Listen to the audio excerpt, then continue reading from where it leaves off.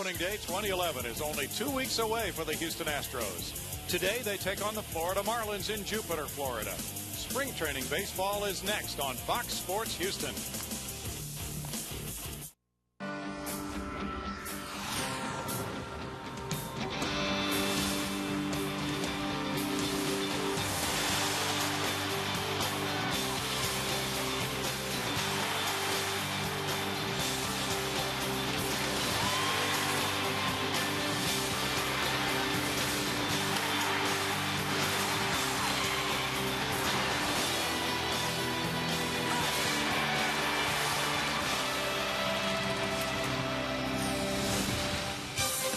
It's Astros baseball today, live from Roger Dean Stadium in Jupiter, Florida. The first of two consecutive telecasts. The Houston Astros today take on the Florida Marlins. The weather has been absolutely fantastic, and we're glad to have you out there watching Astros baseball in 2011. Bill Brown and Jim DeShays will start with that spectacular weather. We also got a news flash today. Brett Myers will be the opening day starter for the Astros, JD. Yeah, not a real big surprise. Everybody anticipated that Brett Myers would be the guy. And, of course, with Wandy Rodriguez a little bit nicked up this spring, a little more slowly to come along, it stood to reason that Myers would be the guy. Good news on Wandy through a side session this morning. Apparently all went well. You talked about the weather, talking to people that have been here all spring as we just rolled into town.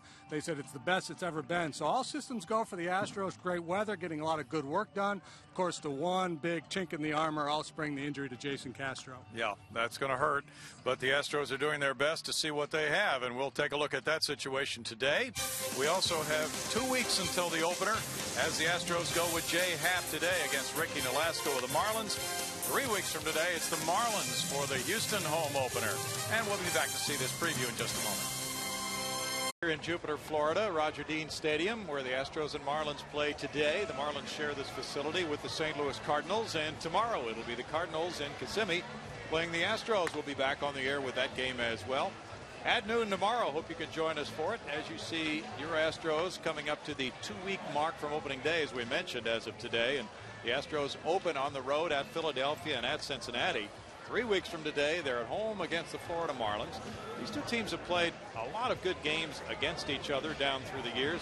The Marlins figure to have a young, exciting team. The Astros also looking to do that same thing in 2011. Let's see what some of the things have been that have happened with the Astros since the last time you might have seen them. Bill Hall, Clint Barmas have joined the infield. Hall at second base, Barmas at shortstop. Ryan Roland Smith is vying for a spot in the starting rotation. Mike Barnett is the new hitting coach. He was the minor league hitting coordinator.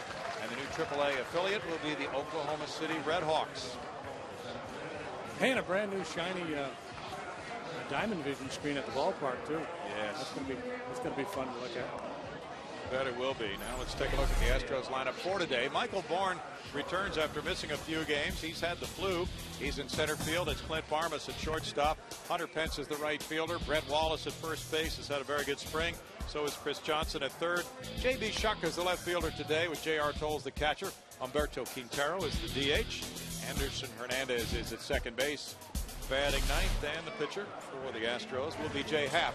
Here's Ricky Nolasco, who last year for Florida was 14-9. He is one of 5 starters for the Marlins, all of whom were in double figures in the wins last year. Yeah, they have a very talented and fairly young rotation. Nolasco led them in wins last year with 14. Been a pretty solid starting pitcher over the last 3 or 4 years. A lot of people expect him to take another step and really become a big-time frontline starter in the National League. Defensively, here's the way the Marlins shape up. They've had some injuries preventing some people who will be in their opening day lineup from playing today. Josh Kroger's in left, Emilio Bonifacio in center, Scott Cousins in right. None of those figures to be the opening day player, although it might be Bonifacio in center. Donnie Murphy, Hanley Ramirez, Ozzie Martinez, and Gabby Sanchez man the infield spots along with catcher John Buck. He's a former Astro, and Ricky Nolasco with that solid 14-win season as you saw last year. Coming into this game at age 28, this will be his second start of the spring. He's from Corona, California, and he was a 4th-round pick of the Chicago Cubs in 01. The Marlins got him in a trade in 05 after that season, and he has been a sturdy pitcher for them. There's the catcher John Buck joining on a 3-year contract as a free agent with this Florida Marlins club, being counted upon not only to stabilize the pitching staff but also to hit with power. This is a tough ballpark in which to hit with power, as Lance Berkman was saying in an article yesterday. The wind sometimes works against the hitters here, JD. And here's Michael Bourne taking. Yeah, well, that's a fairly big ballpark, Browning. Big down the lines, 400 straight away center field, and the breeze tends to blow in. Back in the day, Big Mac used to hit him up on that roof in left field. Yeah, he defied a lot of the conventions that get in the way of other hitters. This fly ball just outside the left field line, caught in foul ground. And that is out number one for Bonifacio, or for Nolasco, as Josh Kroger moves over to take care of it. So along the way, we'll have a visit with Brad Mills. I believe Ed Wade is supposed to stop by and have a chat. So stay tuned for that. We'll get some good information from those guys for sure. Clint Barmes at 225 this spring has worked through some different styles with his hitting.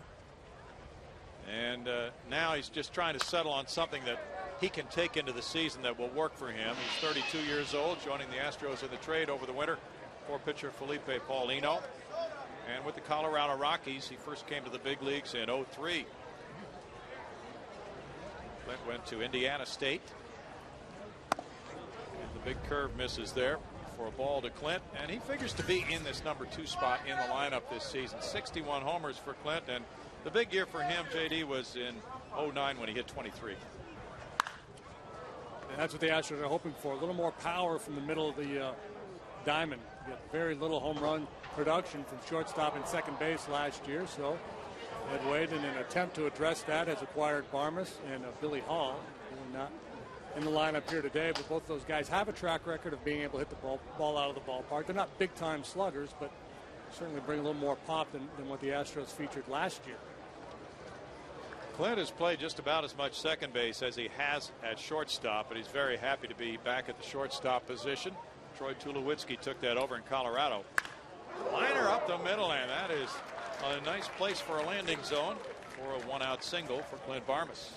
It's funny, no real surprise to see the Astros acquire Barmes after talking to Brad Mills about him last year when the Astros played the Rockies. Millsy really liked his game, especially liked what he saw defensively from Barmes. He's very, very good either at short or second. Here he does a nice job staying back on that breaking ball, and Nolasco's got a good one. Good breaking pitch, but Barmes stayed back. Good solid line drive single. Hunter Pence said before the game today he feels revitalized after the off day yesterday. Spring average is about his usual. He normally rips it up in spring training. 368 for Hunter this time around. And he just really doesn't have any other speed. He does not have a way of relaxing through spring training. Very intense at all times. See the big leg kick as he loads up on the backside. 25 home runs for Hunter last year. That was the third straight season in which he had hit 25 bombs.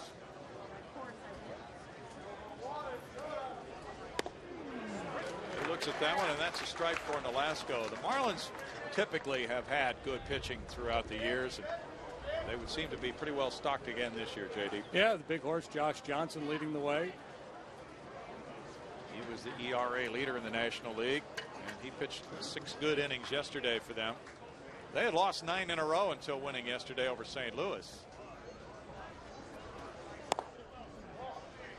Hunter looks at that one. Both these teams have losing records. The Astros 8-14, the Marlins 6-13. The 9-game losing streak was causing some concern in the Florida front office. Their owner Jeffrey Loria had expressed some thoughts that he wasn't seeing the kind of effort that he would like to see, and talking about the fact that it's not just a switch that players can turn on come opening day. So the win yesterday may have alleviated some of those negative vibes in the front office. 2-2 the count now. It's called panic. You can't panic in March. Come on, Jeffrey, relax a little bit. Oh, evidently he's been here about a week and he hadn't seen the team win.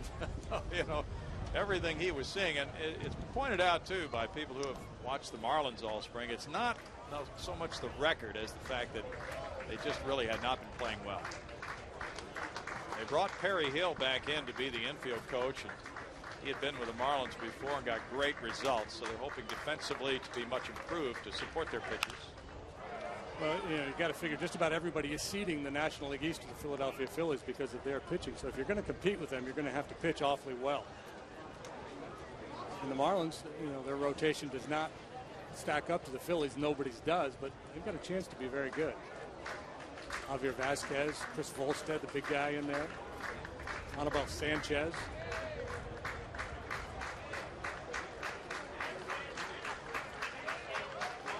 Runner going, and there's a line shot headed for the gap. Barmas is headed for third base. Dave Clark sends him home to make it 1-0 Astros on an RBI double by Hunter Pence. Two liners, one up the middle by Barmas, and then Pence hit a higher line drive to the gap in left center, have the Astros on the board early. See, Brownie, we are instant offense, my friend. You believe in the carryover effect in spring training from the Astros' 5-run ninth on Wednesday, even after a day off yesterday? I don't believe in that in spring training. I don't believe in the regular season. I don't believe it at all. Well, Hunter will take a lot of those results this year. Yeah, I believe in that swing. Brett Wallace, he checked in with a 7 RBI game a few days ago, including a grand slam. So Brett is looking good as the opening day first baseman as of this point. Carlos Lee did play a game at first base on Wednesday. That was his first action of the spring at that position. .350 for Brett with a homer and 12 runs batted in for Wallace. That puts him atop the Astros heap for runs batted in this spring so far.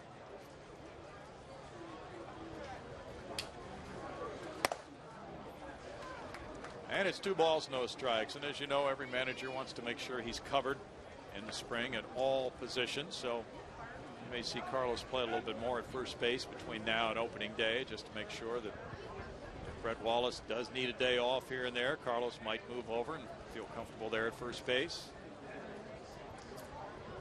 Yeah, Carlos handled the position well last year. This one's going to hang, and the right fielder heads back for it. Scott Cousins underneath with the catch. Hunter Pence tagging, and the throw is cut off. 2 outs.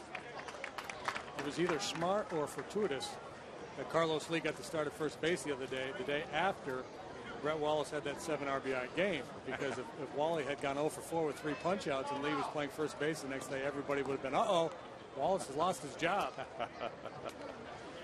Chris Johnson hit .308 last season. He's the Astros Rookie of the Year, led National League rookies in batting average. He drove in 52 runs in 341 at-bats, and his spring has been excellent. And he had big spring training numbers last year as well. Made the club on opening day, but later was sent down to Round Rock and then came back up. Really took hold of the third base job. Chris visiting with some friends in the stands before the game today. He went to Stetson University, and he was born in Naples, Florida. His father, Ron, is the first base coach of the Boston Red Sox, who will come to Houston in early July. And they'll be there before that for an exhibition game at Minute Maid Park, in fact, on the 30th of this month. 1-1 to count to CJ. 341 with 2 outs and men in scoring position. So he's being counted upon as one of the main RBI threats for the Astros this year.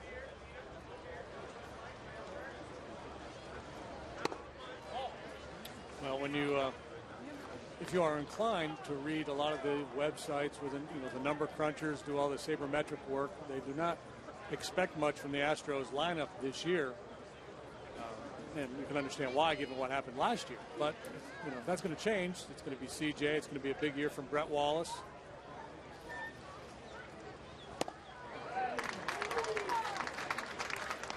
Yeah, those are going to be 2 of the main contributors if that's to happen. And of course, Michael Bourne left some room for improvement last season offensively. You have the new middle infielders there with more pop than what the Astros got last year. They had a total of 9 homers between second base and shortstop last season. Little roller brings Nolasco over for the toss. And the Astros pick up a run on 2 hits and leave a man and grab a 1-0 lead. Houston got a run on the top of the first. Now we check the Marlins starting lineup for manager Edwin Rodriguez. It's Emilio Bonifacio in center. He's followed by Ozzie Martinez, Hanley Ramirez. It's Gabby Sanchez, the cleanup man. Then John Buck, Greg Dobbs, Donnie Murphy, Josh Kroger, and Scott Cousins round out the 9. James Anthony, J.A. for the Astros. There are his numbers in an Astro uniform: 6-4, 16 starts, 3.40 ERA. Pretty solid for the most part. Putting on that Astros uniform a year after he was a 12-game winner as a rookie for the Phillies. Defensively, it sets up that way. Chuck Barmas, Pence, Hernandez Wallace, Toll, CJ, and Bourne out there in center. Yeah, there's ball one to Emilio Bonifacio, the center fielder of the Marlins. Bonifacio at 229 has driven in a couple. Switch hitter who's been with Arizona and Washington. He takes that strike. I find it rather ironic because typically in spring training the road team will run a lineup out there where you go, where are these guys? Yeah. It's not very representative, but you're getting that more from the home team today. They're banged up. That ground ball goes through into left field. Bonifacio on with a leadoff single. Chris Coughlin figures to be their opening day center fielder, but it might be Bonifacio. Coughlin is having shoulder problems, and he has been sent to minor league camp so he can play in minor league games without having to throw. He can bat but not have to play the field there. So it could be Bonifacio on opening day for them. And also they have a left field and right field injury situation right now too. So seeing a lot of substitutes in the lineup. No Stanton, no Logan Morrison. Right. And it's Ozzie Martinez at second base pushing a bunt foul, and Omar Infante figures to be their opening day second sacker. So you are seeing a lot of second liners today for the Marlins. Martinez has worked his way up through the Marlins system, and at age 22 now, he was drafted in the 11th round in 06. He's from Puerto Rico. Flares that one out of play. No balls, 2 strikes. Last year he had 43 at bats with the Fish. He hit 326. At Jacksonville for most of the season he was a 302 hitter. And we talked earlier about Perry Hill is coaching at first. He's the infield coach as well, working with these infielders to make them better defensively. He's had a history of producing Gold Glove caliber play from infielders wherever he's been.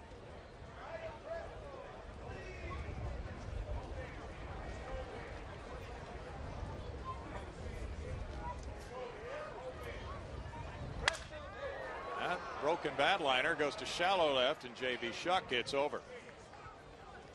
One down. Hey, the opening day 3-game hot pack. Well, it's the easiest way to lock in the best available seats to the hottest games of the season. Score a ticket to opening day and games against the Rangers, Red Sox. Plans start at only $21. Operators are standing by. So call now, 1-800-ASTROS-2, or go to the website, astros.com. Hanley Ramirez. We'll send you the Celtic Thunder CD collection. 383 for Hanley, who won a batting title in 09. And he takes ball one. A tremendous talent, 27 years old, from the Dominican Republic. Last year he finished at 300, driving in 76 runs. He scored 92. And if you're getting ready for your fantasy league draft, he might be the first player who goes. Among shortstops anyway. He might be considered as one of those guys who goes very high overall. Well, when you talk about the most talented players in all of baseball, his name always comes up in the conversation on the top 4 or 5 guys. You know, Albert Pujols, Josh Hamilton, Hanley Ramirez right there with the best speed, power.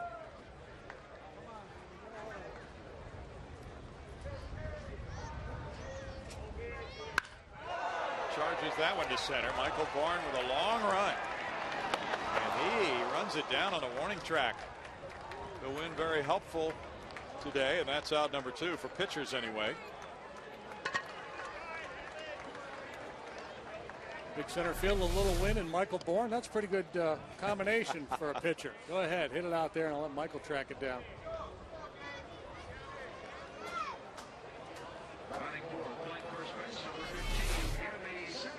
Gabby Sanchez drove in 85 last year for the Fish.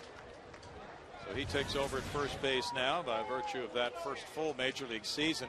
467 this spring for Sanchez. Runner going, and the J.R. Tolles throw is not in time. It was dropped, but Bonifacio had stolen the base anyway.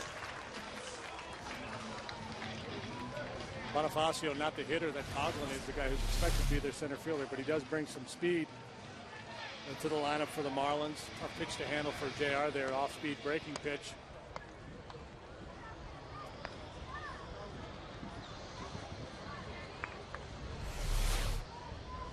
Anderson Hernandez playing second base today.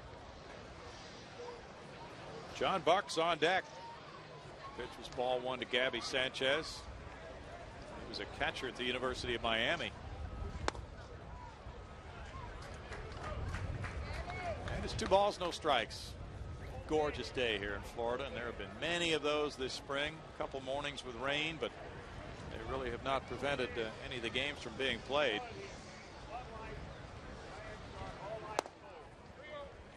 No, the only problem with today is for a ball in the air could be problematic, not just with the wind, but with the sky. No clouds up there to break it up. It's a constant theme in spring training.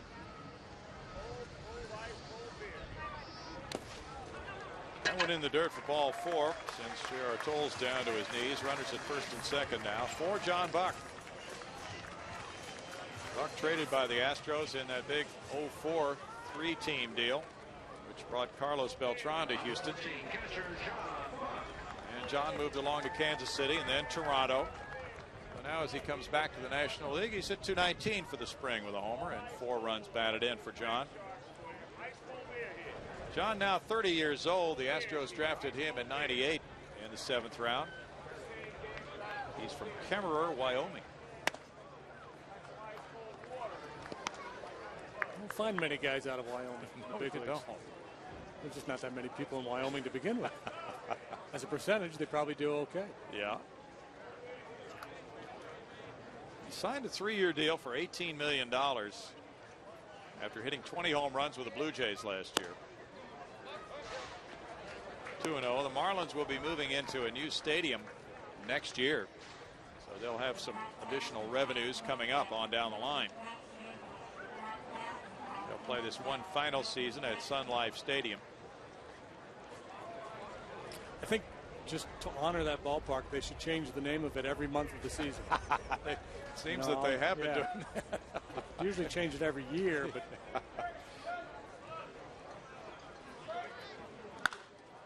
that'll hang in the air, and let's see. It's lost by Michael Bourne. Now he picks it up again. Clint Barmas was helping him out, and that's the 3rd out, but no runs a hit. 2 men stranded. 1-0 Houston.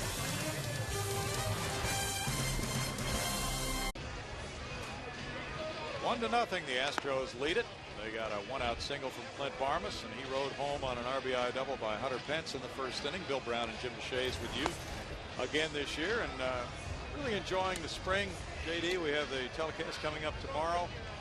Al Roboski will join us for that one. That game will be seen in St. Louis and Houston. Those are our 2 spring training telecasts. And then when the Marlins come in, of course, the first home game will be televising from a brand new Minute Maid Park with the new scoreboards, the new Insperity Club. All kinds of things have been developing over the winter there. I have not seen it yet. Have you? You've been by a lot of recent days. Very, very nice. Looking forward to that. Should be fun. In fact, we're going to be there to give some of the season ticket holders a look at the new scoreboard. Right? Friday the 24th. Yeah. A little premiere there. J.B. Shuck with those numbers starts it off here in the 2nd inning. He's worked his way through the Astros system. Now with a shot at being a big leaguer this year. There's ball 1. Brad Mills was saying J.B. still very much in the mix. Of course, you know who the 3 starting outfielders will be, with Michael Bourne in center, Hunter Pence in right, Carlos Lee in left, as it would appear today. And Jason Michaels would rank as the number 4 outfielder if you were putting things together today. That number 5 outfield spot still up for grabs, and JB is in the mix for that. This one in the air to right field toward the corner. And that one for J.B. Shuck will further his cause a little bit as he hits a home run to right. And the Astros have a 2-0 lead with Shuck going deep.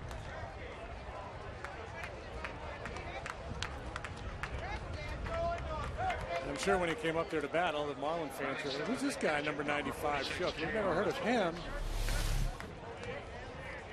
Look at the swing there. The wind is going to help it anywhere today. It may be to right field. I'm not calling that one wind aided. Certainly it's going to get knocked down to left. Might be pushing out towards right field a little bit. There's a foul ball by J.R. Toles, strike one, as Shuck goes deep for the first time this spring. 375 for J.R. with 2 homers and 5 runs batted in. And after starting the season last year with a big league club, he had a thumb injury in the minor leagues, and that ended his season. Got to be a big moment for that guy after going deep in this game. Yep. Spring training or not, that's a thrill to go deep in big league camp. Doesn't hit for a lot of power in the minor leagues. A little pop in that bat. Well, we were talking with Brad Mills about him, and how do you project a guy like J.B. Shuck for just occasional at-bats on the big league club? He said it's tough. That liner goes up the middle and overhand to Ramirez for a single to center for J.R. Toles. So the Astros have 4 hits already off Ricky Nolasco. Yeah, that's why a lot of times those 4th and 5th outfielders, those extra infield positions, fall to more of a veteran guy, a guy who's become accustomed to playing in those situations where you're not in there every day and still give you a tough, credible at bat. Alberto Quintero, coming into spring training, seemed to be in line for the backup catcher spot. Now his stock has certainly risen with the tough injury to Jason Castro's knee. And Quintero's DHing today, and he will be the opening day catcher. He has been paired with Brad Myers, and that will be the continued pairing this season. 350 for Q this spring with 5 runs batted in, so it would appear that he's in for considerably more at-bats this season if he stays healthy than he's had in a major league season before. And of course, a lot of things can change. Yeah, it will be interesting to see if the Astros do something to address the catching position between now and the beginning of the season. A lot of times catchers become available towards the end of spring training, guys that have gone into camps with non-roster invites with other clubs. It's Wave. Wave caught the home run. How about that? Producer Wave out there. That's some multitasking. Drive to left field. That will loop in for a hit. And here's Toles, who runs well, going to third base. And it's 1st and 3rd on 3 consecutive hits. That's an asset that JR has, his ability to run faster than the average major league catcher. Well, you talk about Quintero's stock rising. How about JR? When he came to this camp, probably thinking he had no chance to make the ball club. Castro's injury, now he's right there in the mix. True. Now it's Anderson Hernandez. And he also has a chance to break camp and be on the opening day roster as of now. Hernandez, a switch hitting infielder at 292, has driven in 3. The Jeff Keppinger injury at second base has opened the door for somebody else to make the club. There's a liner into left field. Toles will come home, and it's 3-0 Houston. 4 consecutive hits. That one hit well by Anderson Hernandez.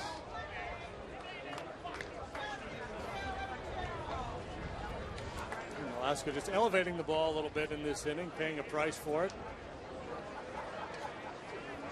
Randy St. Clair, the pitching coach, is going to go out and have a chat.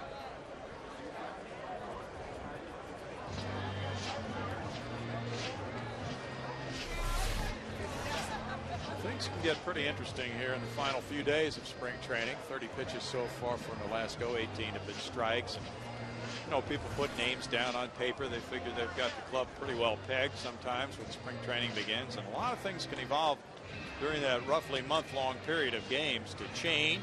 Injuries and people's stock rising because they just perform well in the games, and maybe the front office hasn't seen that much of them before and they like what they've seen. So it'd be interesting to see what develops here in the next couple of weeks. For most clubs coming into spring training, there's not many job openings.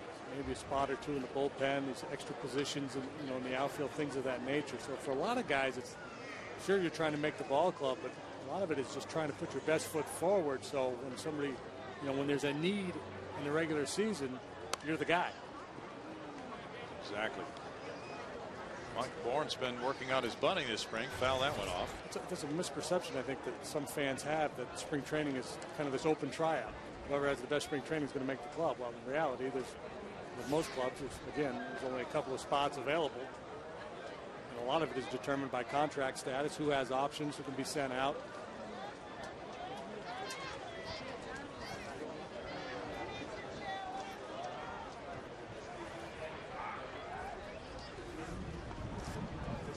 Now Ramirez was trying to dart behind the runner there at second. Quintero.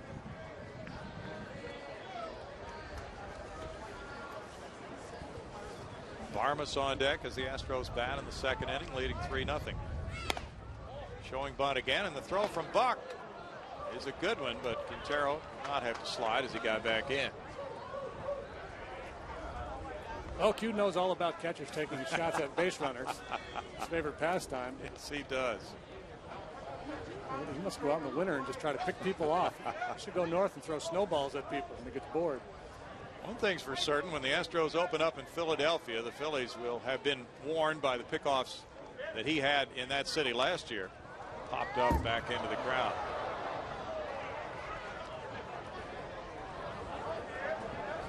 One ball and 2 strikes as Nolasco tries to get out of second inning trouble. 2 strikes now. Michael will be swinging away. One of his missions here in spring training was to bunt more. With the 10 bunt hits, and he realizes if he can get a bunt down fair, he's going to get a hit the majority of the time. And he hits this one just foul. The other thing too is that the corner infielders have a tendency to respect his bunting ability, and he can get some hits by the third baseman sometimes, chopping over his head or hitting it sharply past him that might be doubles. Yeah, because of his speed, even if he's not bunting a lot, they still have to cheat in to protect against a bunt or slowly hit ground ball. But where it really pays off for him, you know, all hitters will tell you they go through stretches where they just don't see it well and they're not comfortable with their swing. Well, if you've got his speed and you can get a bunt down, you can pick up some base hits that way when you're not seeing the ball very well. This one heads for right center field. Another gapper for the Astros, and that will go all the way to the warning track, scoring Quintero, and it's going to be a 2-run double. Anderson Hernandez comes in as well as Bourne drives in a pair. After failing to get a bunt down, he winds up with a 2-run double. Says his team's not going to score runs. Well, they had the 5-run bottom of the 9th to win on Wednesday, and now they come firing out with 5 straight hits. 5 runs, 7 hits. This game is so easy.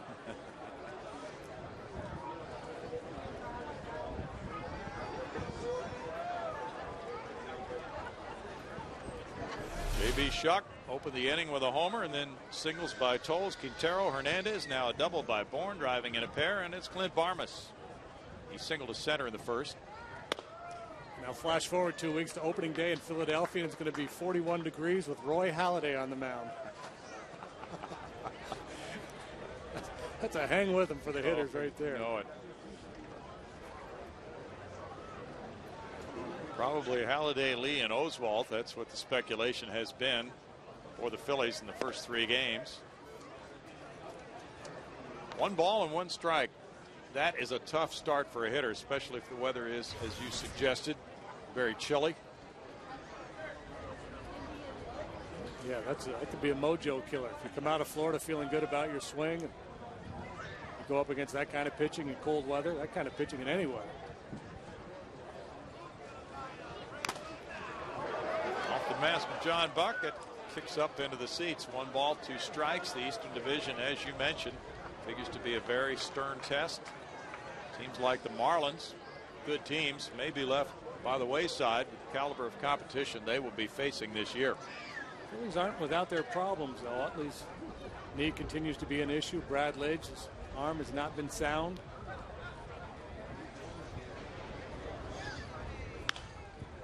That one will loop out to shallow right field and be caught.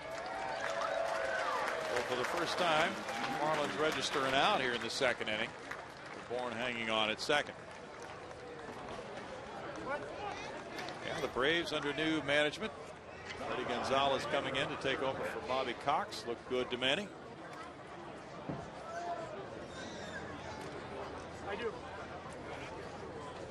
New York Mets kind of hard to figure at this point with Terry Collins, their new skipper.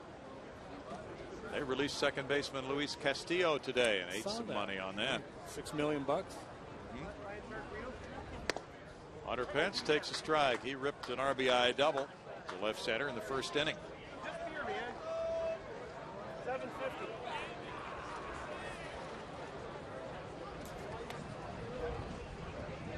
This is a very difficult time to analyze pennant races. 2 weeks to go in spring training.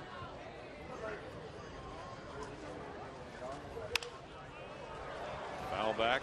It's usually a period of spring training too, where you get in as a player, you get into the doldrums a little bit. You know, you're very excited to get here, and then you get a little bored before the game starts. Then the games kick in, and you're excited about that. And then you go through the first couple of weeks of spring training games, and you start to get kind of repetitive and old, and you're kind of yearning to play under the bright lights in meaningful games. So this is kind of a tough stretch mentally for the players. Next week that'll start to change as they see the light at the end of the tunnel and spring training is almost over.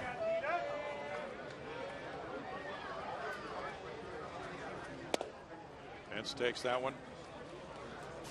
1 ball and 2 strikes. Bert Hooton will be the Astros AAA pitching coach again this year. The AAA club, as you saw earlier, will be at Oklahoma City rather than Round Rock this season. Bert's in his 12th year with the Astros organization. He was the major league pitching coach for a few seasons.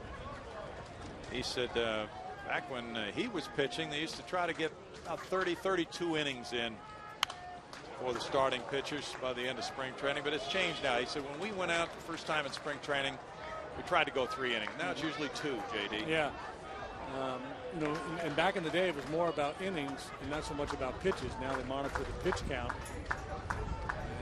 Because the way the game has changed, the way the bullpens are utilized, you're not so much concerned about having your starter ready to give you 8 or 9 innings early in the season. You know, if you get 6 innings out of your starters, you're happy.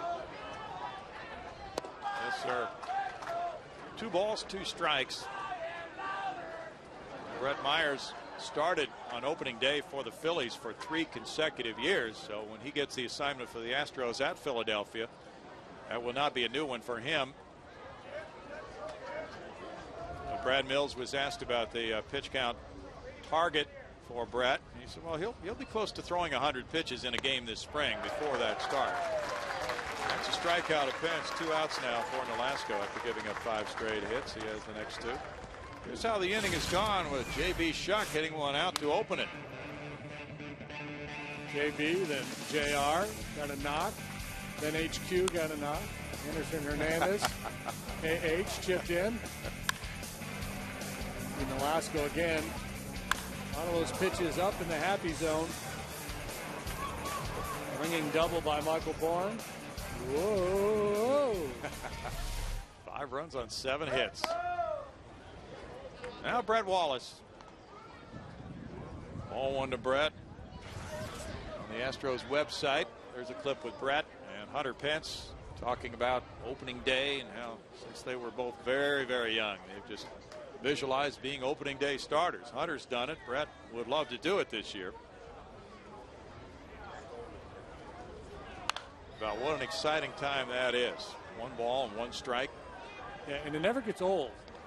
No matter how long you're in the game, there's something special about opening day. But as a young player, you get a chance to be on that opening day roster, run out there to the line and tip your hat for the first time when they announce the clubs. It's a special thrill. Yeah, it really is. Wallace came up and got in some major league seasoning last year with the Astros. Now trying to really grab that first base job and hang on to it. Pitchers worked him effectively hard in last year, and he had some problems making the adjustment, and that's going to be the key for him going forward. Can he handle those good fastballs in? Either handle them or disregard them and just be patient enough to wait for a pitch he can handle. That's a very good point. Brett's 24 years old. And he reaches out and pokes that one into right field. And that will get Michael Bourne to the plate. No throw is made. It's 6-0. RBI single for Wallace. He's the club leader in runs batted in. Number 13 for Brett. He does a nice job here, boy. He's got great eye-hand coordination. Great example there as he breaks down that backside but keeps the hands back and just flips it into right field. Strong young man. 6-0 Astros. 6 hits in the inning. Here's Johnson.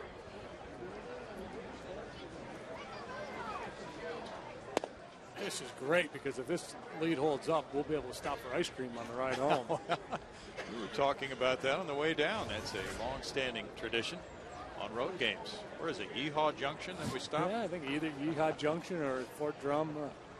Well, I saw a lot more of the state than I wanted to today. We're going to hear about that little travelogue. You took a little... Wife was calling me Vasco da Gama. A little side trip, didn't you? Well, you know, these guys in Florida, I know they've got a lot going on, but they've got to improve their signage on the roads. Okay. I was on this thing called the Greenway. It goes right over the turnpike. I was looking for the turnpike, but there was no signage, and I ended up halfway to Daytona Beach. Well, Daytona's nice this time of year, but when you're working in Jupiter and you have to be on the air, that's a little disconcerting. I knew I was in trouble when I saw a body of water called Lake Jessup, and I'd never heard of that or seen it before. This is probably not good. Probably not named for Brock Jessup, so you had a thought that you were headed the wrong way. Bullpen action now for the Fish. It's 2 balls and 2 strikes. But you made it in time, and there's nothing like a little excitement before that first telecast. Well, you know, JD. it's spring training, so you don't have a lot of adrenaline, so that helped. You know, kind of brought me up to game speed. And you gave your dad a little thrill, too. He was along for the ride.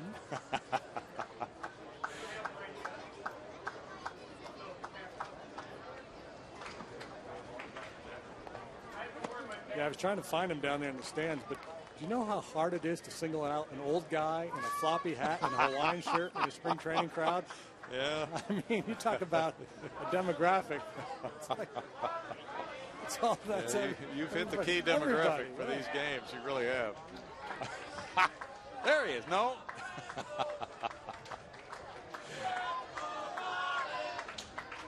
We told him Patty Smith would not be here today, by the way. This grounder goes to Hanley Ramirez.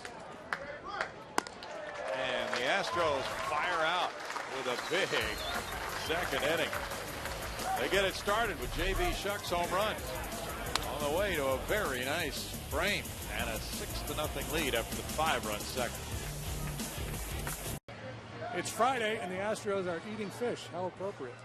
6-0, bottom of the second. Astros take on the Red Sox. Carl Crawford, a bit of a homecoming for Carl now with the Red Sox. It'll be exciting to see him. Exhibition game comes your way on March 30th, 7:05 game.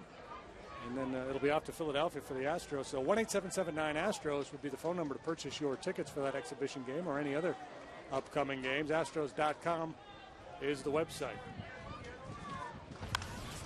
Jay Happ gets a fly ball to center field. Michael Bourne tracking it off the bat of Greg Dobbs. 1 pitch, 1 out here in the second inning. Dobbs joining this Florida bunch as a free agent in January, and he will be figured upon to provide a key left-handed bat off the bench. Start occasionally. Donnie Murphy's the third baseman today.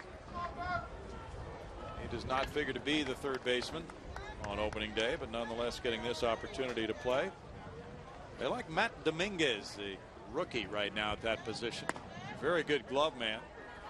There's strike one, and Wes Helms also is on the roster. He can play third.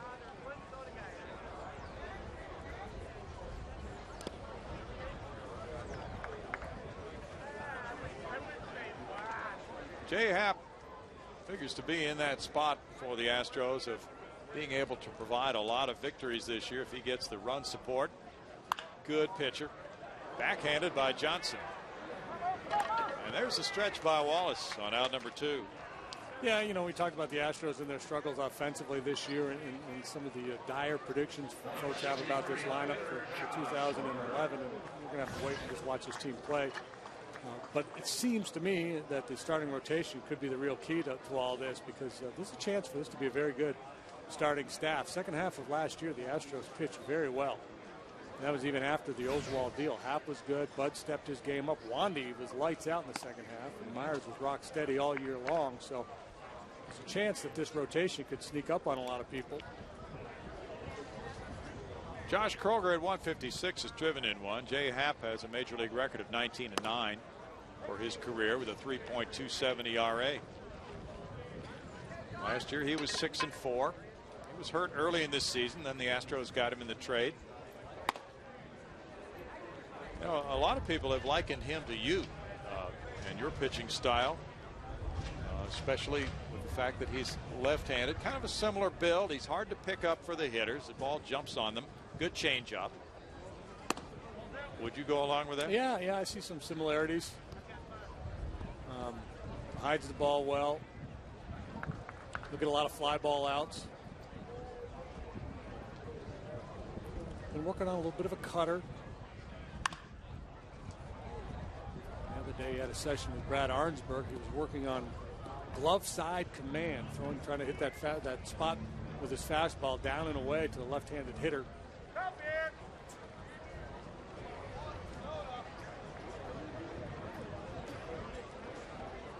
Brad Arnsberg, the pitching coach, and he and Brett Myers developed a great relationship last year, as well as he and a lot of other pitchers. There's a 2-out walk. Oh, yeah, Arnie, these spring training games, he's at the ballpark at 6 o'clock in the morning, breaking down video, gets behind the plate, and catches pitchers. And I'm not just talking about pitchers warming up to get loose to do some work. He's back there for the dirty work when they're cutting it loose and throwing breaking balls and sinkers in the dirt and the whole deal. The universe of pitching coaches that do that, as far as I know, is one. Scott Cousins is the right fielder today. Cousins looks at a strike. Cousins, 26 years old, a third-round pick in '06. He's from Reno, Nevada, hitting 200 this spring. He had 37 major league at-bats last year. Hit 285 at AAA New Orleans. If you could find one shortcoming in Jay's game last year, there were stretches where he kind of just lost his delivery, lost his release point or whatever, and couldn't find the strike zone. In particular, he had that one start, I guess it was in St. Louis. Just could not get locked in on the target.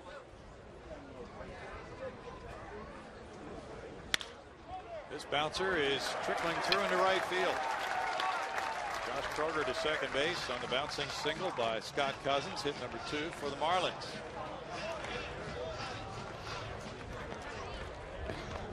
Jimmy Williams said this winter that he watched several Astros games on TV last year.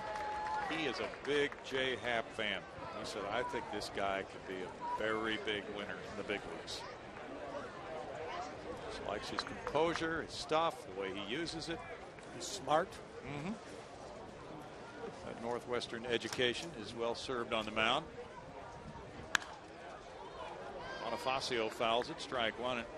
Maybe this is wrong, JD. You could correct me if you feel a need to, but I think he's one of those guys that at times, yes, he has delivery problems. At other times, I think he's smart enough to know he doesn't have to throw a strike and he can still get a swing out of a hitter. He knows how to locate to be tempting.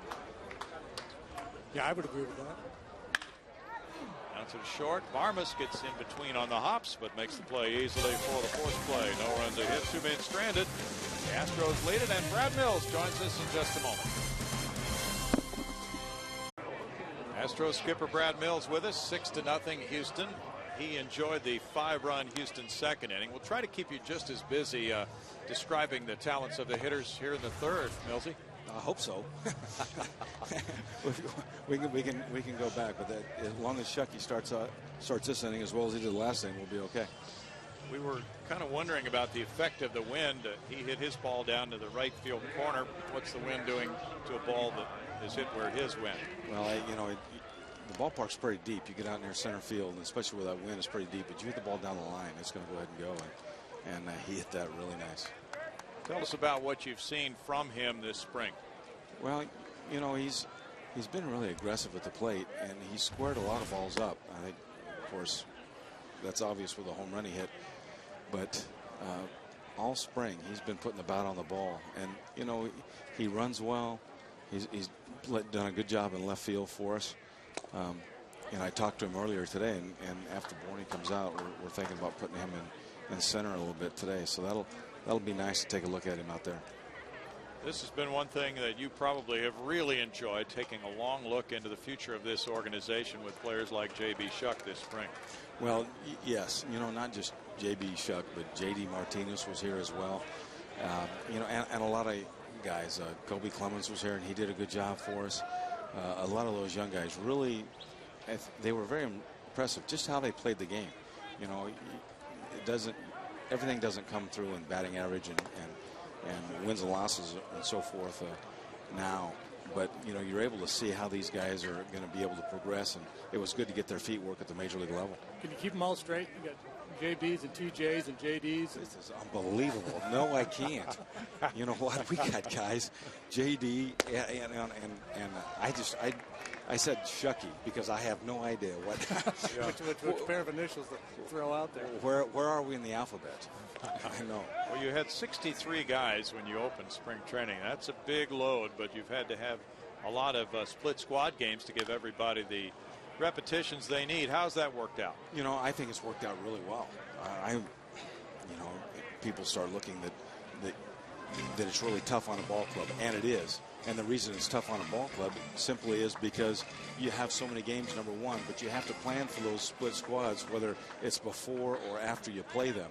And sometimes it gets a little rough on the pitching, but to be able to get these guys at bats is sure nice. Get out of here, ball. That one flares over toward the bullpen, and a spirited chase. Well, good effort by the third sacker. He didn't quite get there. You know, that's one thing, too. As you watch these games unfold, Brad Mills, you're watching for a lot of things with the players in the field, what they do at the plate, the base running. There are so many different things you have to analyze and file all that away from the future, because you may have a situation in July when you want to call somebody up. You can get that recall of a spring training game maybe. No doubt, and that's why we've tried to really stress the base running. Will this guy go first or third? Will this guy hit the cutoff man? Does he have that athletic clock? You know, look at this. Now I'm going to try to put on signs with you guys. Let Brownie this is put a plan. going to be tough. I just have him run on every pitch, you know. Yeah. Well, talk about that with the running game. Well, obviously it's different with a guy like J.B. Shuck, but let's say you get down to that final week of spring training. You know what you're going to have pretty much on the team by then. You want to set a little running tone. Do you try to press the action a little bit more that final week with the running game? We kind of get back to really more like what we're going to do during the season. You know, Borney does such a good job of stealing bases. We know that in the past, and you know, but it takes a toll on his body, and he doesn't want to be doing that a lot during spring training because it does take such a toll on his body. But now as we get down near the end, and we've asked him to kind of work on his breaks, his leads and his breaks and his reads, and see what he's got. Well, that was okay, wasn't it? Yes, it was. Got a nice jump. And we can see a lot of things, just how they do that. And so that's what we're trying to do. This kid looks like he's trying to make a ball club. Hits a home run, draws a walk, steals a base. Well, he's, you know, like I said, I think that just goes along to the spring that he's having, being able to open everyone's eyes, be able to do those things. So has there been anybody else, whether it's on the mound or a position player, who's kind of taken a step forward that maybe you didn't anticipate coming into camp? I don't know if I didn't anticipate him, but you know, Inario Del Rosario has really done a good job how he's throwing the ball, and he's been real impressive. And talk about open up some eyes. You know, it was just a brief time that we were able to take a look at him last September, but he's really done a good job for us. And then, you know, again, some of those kids that we brought over, you're able to really see a lot of good things from them.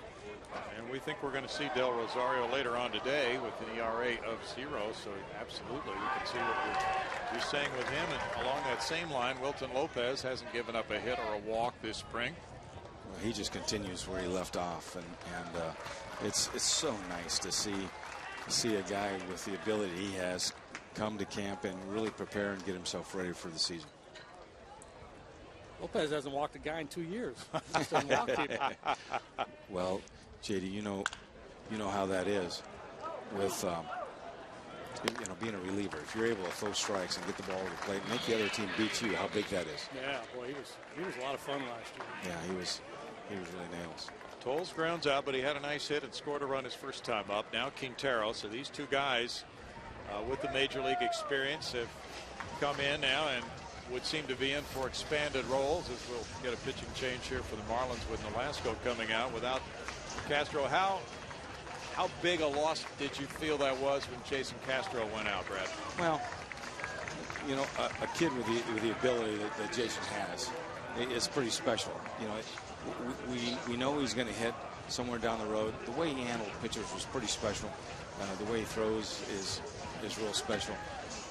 You know, and he worked so hard this offseason. Everyone talks about how many guys we had come to Minute Maid to work out in the offseason. Well, he was one of those guys. He worked hard. He came into camp in real good shape, and he was looking forward to having a great year.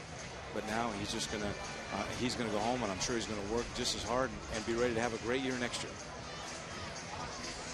Well, in the meantime, and now it opens up an opportunity perhaps for J.R. Toles, who is kind of on the outside. Now he's got an opportunity. What have you seen from J.R. this year? Both he's swinging it pretty well, but have you liked his work behind the plate? You know, I think just, you know, maybe another year older, maybe, or I don't know however you want to call it, more experience.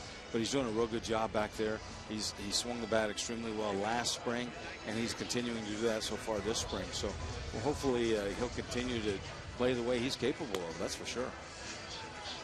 Millsy, today you announced Brett Myers is going to be the opening day guy, and Wandy threw a side session back in Kissimmee. What's the latest on Wandy? Is he doing okay? He's doing fine. He felt really good.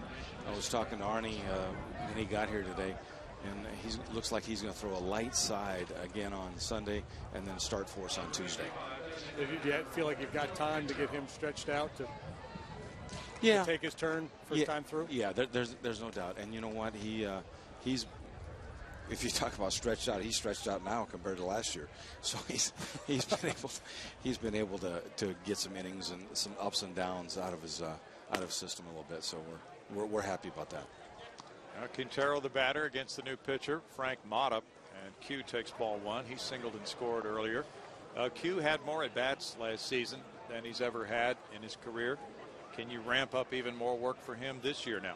Well, that's always a possibility. You know, he does a real good job back there. And the last thing we want to do is, you know, he does a good job of catching Brett Myers. They work really well together.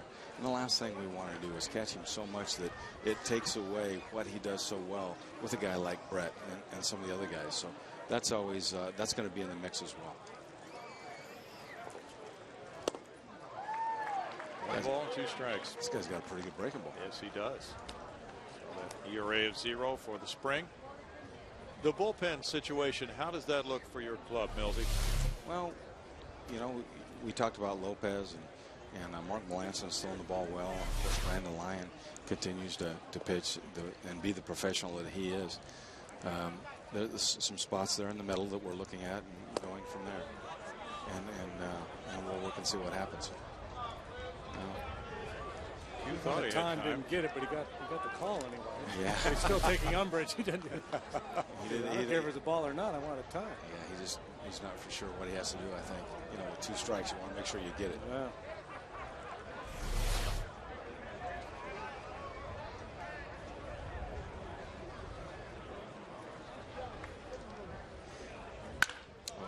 Line drive into center. Yes, it was. Stop sign from Dave Clark at third base.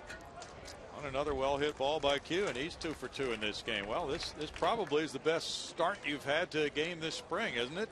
Well, the guys have done a great job. They really have, and we've played extremely well. As long as we can continue to do the things that we can do day in and day out, we're going to be okay, and that's what they've done. Guys have put good at-bats together. I think that's been our goal, is put good at-bats.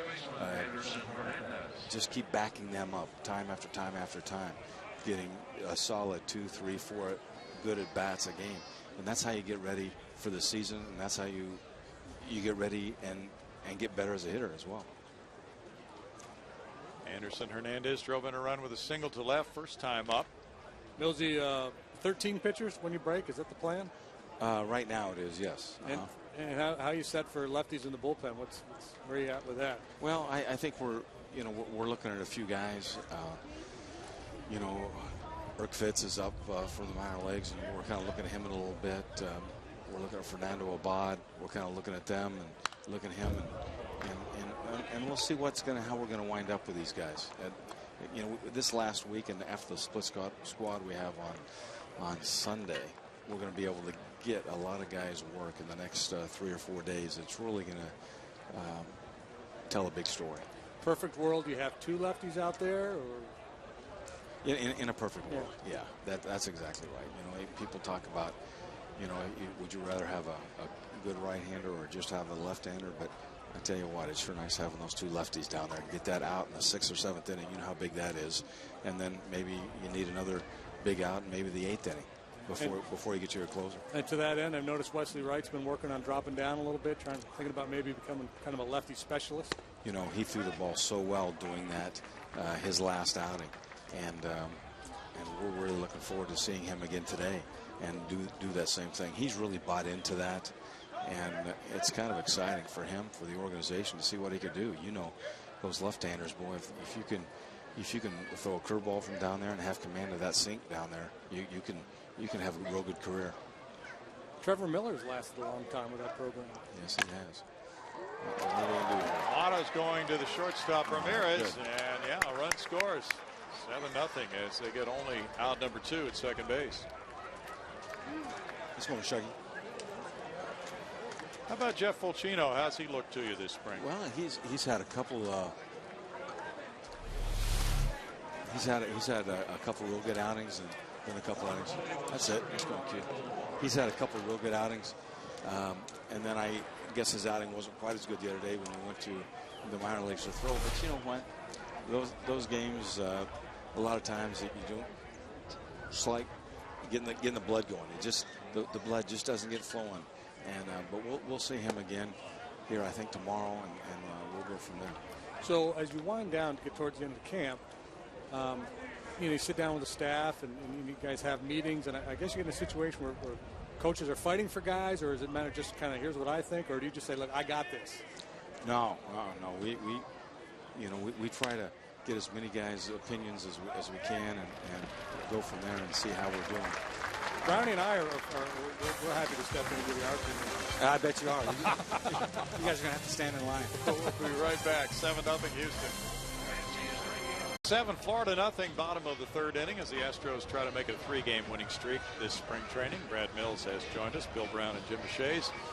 Always interested in hearing the thoughts of the skipper, as we did before the game today. And that's a nice thing for the media covering a club, that you take the time to chat before each game, because on a daily basis things can really change in spring training, can't they? Well, I know, and you get little tweaks and injuries and so forth, and all those things kind of really come to the forefront. The weather's been so good down here that the guys really haven't had problems getting loose, where last year it was we were in a situation where it was so cold it foul. Yeah, that's nice to be able to get all the work in, and with all these extra games been playing now, as you mentioned, the final split squad affairs are coming up on Sunday, and then I'll look toward getting the rotation in line perhaps, and maybe all the guys who have been candidates for that number 5 starter start to go in a different direction. Some maybe head for the bullpen. So these decisions are looming in front of you, aren't they?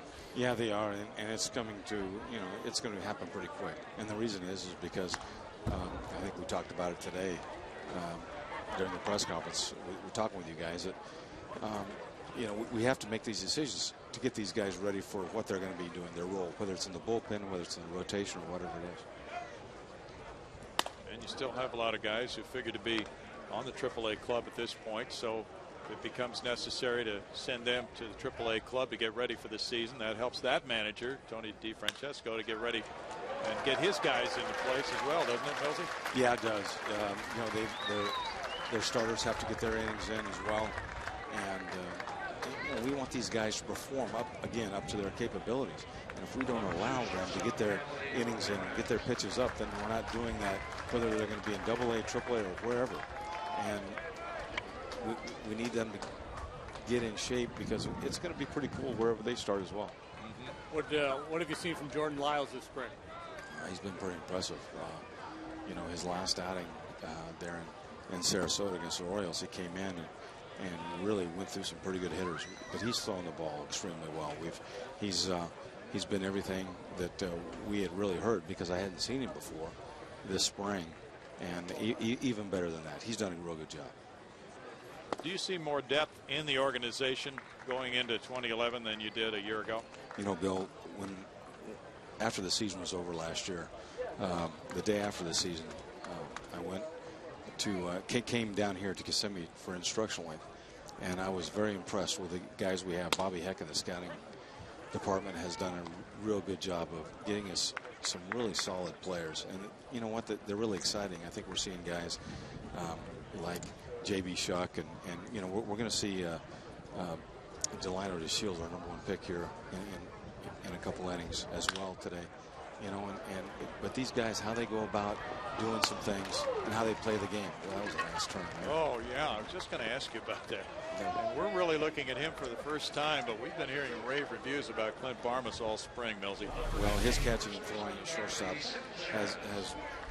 we couldn't have asked for anything more. But one thing that we're just loving is how he communicates with a second baseman, with a third baseman, how he helps adjust the outfielders. You know, he's always, his head is in the game. He's got an idea of what he's doing, and I think he's like a little kid in a candy store, being able to be back at shortstop. Well, I remember last year when we were playing the Rockies, you were talking about Barmas, how much you liked his game. So he was kind of on your radar. Well, you know, you were able to see him, and you were able to see how, you know, being in the National League, I'm sorry, being with the Red Sox and being able to go through there in interleague play, you were able to really see this guy at a very young age. He's a pretty solid player. Unable to hold that throw at first from Johnson. And now it's John Buck batting with a runner at first and 2 outs.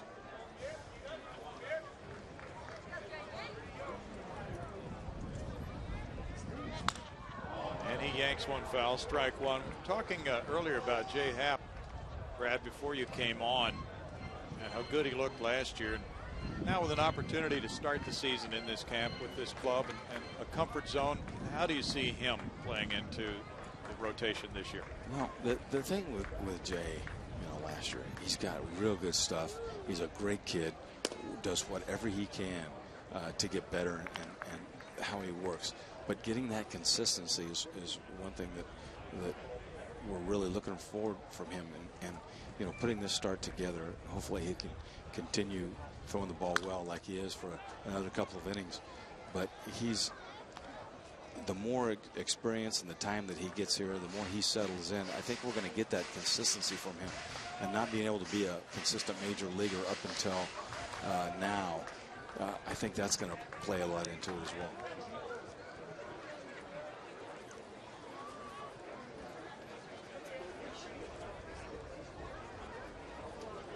Asking Brad JD before the game about the 2 lefties, Wandy Rodriguez and Jay Happ, and whether that was a factor, whether to stack them back to back in the rotation or not. Brad said, yeah, it's something of a factor.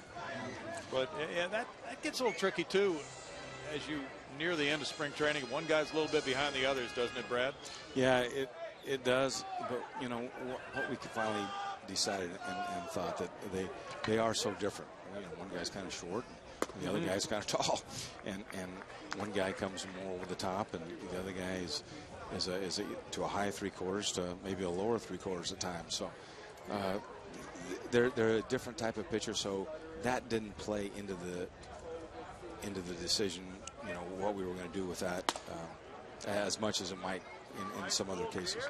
How about, is there any thinking that, you know, because the way Jay pitches, the way Bud Norris pitches, and a lot of times by definition with your 5th starter you don't get as many innings. Any concern of maybe splitting Myers and Wandy, figuring that they're going to eat more innings and you might have some stress on the bullpen if you have those 3 guys, Jay, Bud, and your 5th guy all kind of stacked up? You know, yeah. No, there has. We've tried to sit and think about everything, and I think what came out of that, JD, is, you know, as the season goes, you start, sometimes you'll skip a guy because you have a day off, or this guy is maybe comes up with a little sore arm, so he's going to miss an outing or two. So you wind up getting guys split up anyway, you know, as you go on. So that was a consideration, but then we decided that maybe not now. So yeah, and that kind of goes to the, you know, you read this, you talk to managers about it, you have certain ideas that you want to do strategically, but does it make sense in terms of dealing with people? And all of a sudden, if you got to go to Wandy, going, you know what, you're going to start third instead of second, and people make a story out of it, you know, like he's the number 3 as opposed to the number 2, then you got something you don't want to have to deal with. Yeah, there's no doubt. There's no doubt that all that plays into it, because you don't want somebody to start struggling with their command just simply because their head's not in it or where it needs to be. Other than the Jason Castro injury, how do you think the health situation has been of your club this spring? Well, it's been real good. Knock on wood. It's been real good. They've you know, Sanchez has that tweak in his back right now, and so we're giving him a few days. And we've had the one thing that has been kind of a little bit of a bugaboo is sickness. And the guy's getting a little sick, and Michael Bourne is coming back from that today.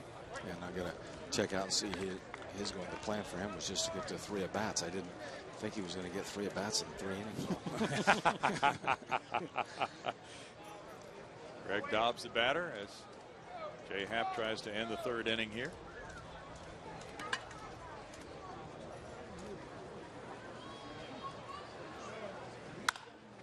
There's a shot off the glove of Chris Johnson up the left field line, and the Marlins will score to make it 7-1. A hard hit ball. And CJ's been working a lot on that lateral movement, hasn't he, this spring? Yeah, this spring and then this winter as well. He was, again, one of the guys who worked out of Minute Maid. And he worked a lot with Bobby Meacham, our infield instructor, who lives right there in Houston. So they would go out to Minute Maid, and was able to work with him both on the field and in the clubhouse on that lateral movement and his footwork when he throws and so forth. So it's always, he's done a good job of working on it. Millsy, if there were one thing, because he's going to get this 3rd out here, and we're going to have to let you go, but is there one thing between now and opening day that is your biggest priority as you put the club together, your biggest concern? Well, there's going to be, you know, you mentioned the bullpen. There's always going to be some question there, and because remember, you know, last year, you know, you just hope guys can carry over what they've done here. Sometimes carry over to start the season. When the bell rings and the lights go on, sometimes a different player comes out. You know, we're very happy with everybody we got on the club, but when we're going to have to go with some younger guys, sometimes you kind of wonder. But these guys have been so good the way they've gone about everything that I think that the questions have pretty much been answered.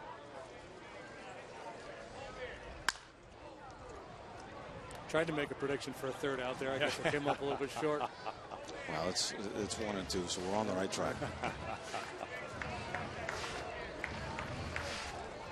We haven't talked much about Mike Barnett, the new hitting coach, and if we get another pitch, we'll ask you about him. But been hearing great work, great reviews about his work in the cage with different situations on the hitters during BP. You know, he cares so much about each and every hitter that he watches film endlessly on the hitters, on the pitchers. He works with them. I think he's out at 7 o'clock every morning working with guys. Can we make this play? Marvelous. Nice play it was. Brad, thanks so much for joining us. All righty, guys. All the best. An unearned run comes across for the Marlins, but the Astros lead at 7-1. Beautiful day here in South Florida. Astros lead the Marlins 7-1 as we move to the 4th inning. The opening day 3-game hot pack. It's the easiest way to lock in the best available seats to the hottest games of the season. Opening day, Rangers, Red Sox. Plans start at just $21. Operators are standing by. The phone number is 1-800-ASTROS-2, or you can go to the website, astros.com. Boy, it's a sweetheart of a deal. Yeah, Red Sox coming in. Interleague play this year. Astros head to Toronto for the first time ever. That guy's getting down. Now Pretzel Man is twisting himself up in a knot there. We go to the 4th inning now with the Astros leading at 7-1. Eli Villanueva is on the mound. And he's done well all up through the Marlins ladder organizationally. And probably ranks number 6 in the battle for the 5-man starting rotation right now, we're told. Throwing that pitch to Clint Barmas, who is 1 for 2 and was strike 1. Barmas gets underneath that one. Gabby Sanchez, the wind taking it over near the stands, and it's out of play. No balls, 2 strikes. We mentioned earlier that the Marlins have a 5-man rotation, and all those 5 were in double figures in wins last year. A tough rotation to crack for a guy like Eli Villanueva, but the Marlins have been very good about developing players and pushing them through their system, so they have him on hand if they need him later on. Well, it's nice to have that kind of depth in case you need to call somebody up from the minor leagues, or if you have a weakness somewhere else on your club, you can make a trade. That one hits for left field toward the line, and it's out number 1. Villanueva, not a real power guy.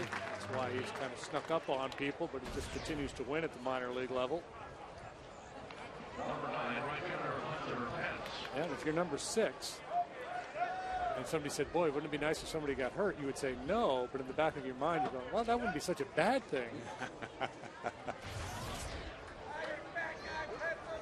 Hunter Pence doubled in a run in the first, then he struck out at the second inning, looking at strike 1.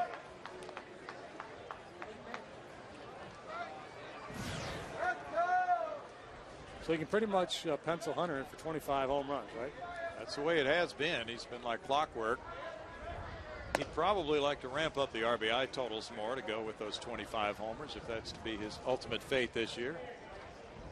He's the type guy in the number 3 spot of the order now who could probably pick up more hits than he's had in the past if he has his best year. Hitting higher than he has in the past. More plate appearances. Well, got off to that slow start last year, but ultimately got things turned around. He can just put 6 solid months together. Could put up his best year yet. And that was the weird thing about last year, that Hunter Pence, Carlos Lee, and Lance Berkman all struggled for the first 2 months of the season together, and that's extremely rare on a major league club. Especially guys with the credentials of those 3. Hunter will be 28 in mid-April. He hit 282 last year. He drove in 91. He really went up the ladder on that one for out number 2. Yeah, and that's just the key for Hunter right there. Just stay in the strike zone, very aggressive. You don't want to take that aggressiveness away from him, but obviously you can't go after that one.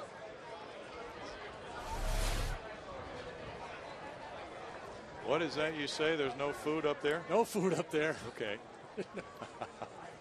Brett Wallace is 1 for 2 with an RBI. This one goes to left field and carries pretty well to the warning track and off the glove of the left fielder. This one sends Wallace to second base, and the sun was definitely a factor on that fly ball to left.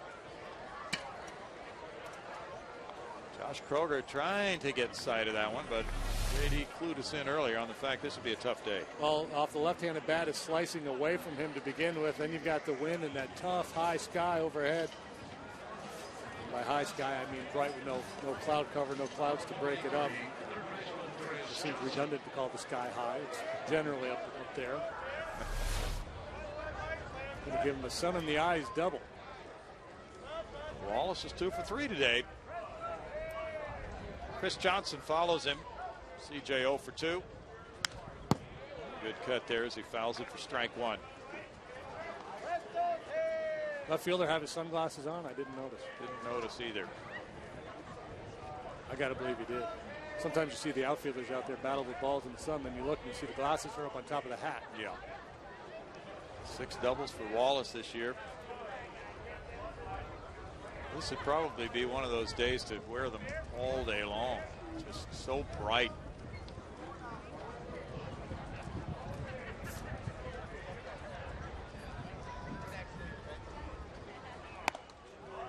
You know, Billy Doran was one of the outstanding defensive second basemen of his time. That was back in the old days when the sunglasses were the flip sunglass variety. He just didn't like to wear those sunglasses. And he tried them off and on, but he just didn't get good results.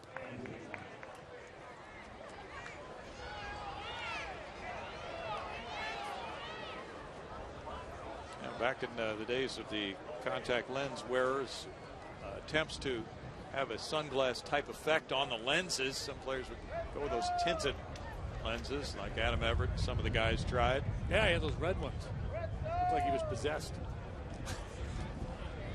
Yeah, players reported varying results with that attempt. That's a liner into left field. Go ahead for Wallace. Dave Clark sends him home. Kroger with a throw off line, and it's 8-1. And into second base. Good base running there as Chris Johnson drives in the run and winds up in scoring position. 8-1 Astros. Yeah, good work on the bases there. Aggressive send by Dave Clark. Brett Wallace draws with a throw, an errant throw off the line, and no chance to get him. And CJ able to work his way into scoring position. See if JB Shuck can keep his perfect day going. Well, he's had quite a day. You're right. Perfect so far with a homer, a walk, a steal, 2 runs scored. JB Shuck, 23 years old, from Gallon, Ohio, went to Ohio State, 6th round draft choice in 08 by the Astros. Last year he played at Corpus Christi and Round Rock. Soft fly ball here, and the center fielder Bonifacio started back, but he's able to regroup and get in for the catch. 1 run, 2 hits for the Astros. Their lead is 8-1 in the 4th. Astros on their way to building this 8-1 lead. Bottom of the 4th inning is coming, and we're glad you're with us today for spring training baseball from Roger Dean Stadium in Jupiter, Florida. Tomorrow at noon Central Time, it'll be the Astros and the St. Louis Cardinals from Kissimmee and Osceola County Stadium. Al Raboski joining JD and me, and we hope you'll be in the audience for that game tomorrow. We understand Lance Berkman is going to be making the trip to Osceola County Stadium, and we look forward to that one tomorrow. Now it's Josh Kroger. It's the bottom of the 4th inning, and Kroger fouls it, strike 1. What a gorgeous day. And, the stands are only about half full, roughly. The fans who are here are being treated to one of those spectacular afternoons. Yeah, you look at the long-range forecast, and every day's about the same. No chance of rain, about 82, 85 degrees. Nice light breeze.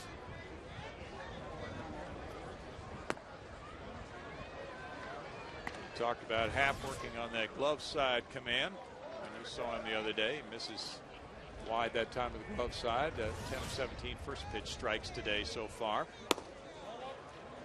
Well, let's put yourself in his shoes. You're here with a couple weeks to go in spring training. Are you working on things? You're trying to get sharp with your game plan that you're going to use for the regular season? Where are you at this point?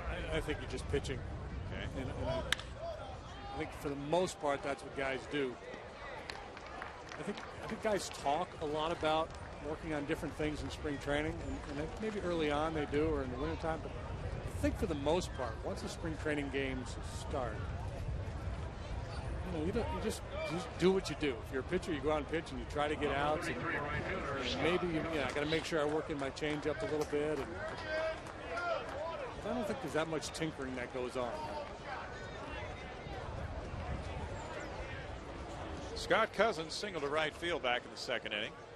The exception would be in a case like Wesley Wright, where you've got a guy who's trying to make the ball club and basically changing his delivery to try to remake himself. He's trying to become more of a lefty specialist with a drop-down delivery that would really chew up left-handed hitters. Well, that's clearly a guy who's working on something and trying to implement it.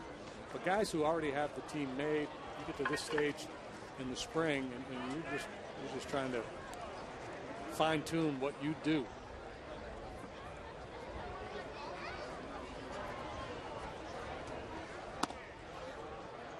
Two balls and a strike. Happ threw 60 pitches through his first 3. And if a starter can get that pitch count up around 90 by the final start of the spring, that's considered to be on target, isn't it? Yeah, and ideally, I think you'd like to get there. You'd like to max out in your second to last start of the spring. Go 90 to 100, and then your final start maybe back it off again, so you're really fresh for that first real one. Good point.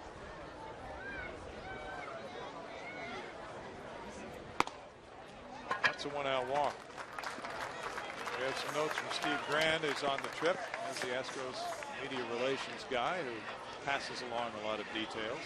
Henry Villar pitched in a minor league game, 3 innings today, no earned runs, throwing 31 strikes out of 39 pitches. Fernando Rodriguez Jr. threw a couple of innings, and Patrick Erkfitz worked 2 as well in minor league camp today. Here's a little Patrick Erkfitz trivia. Ooh. Patrick Erkfitz pitched collegiately at Monroe Community College.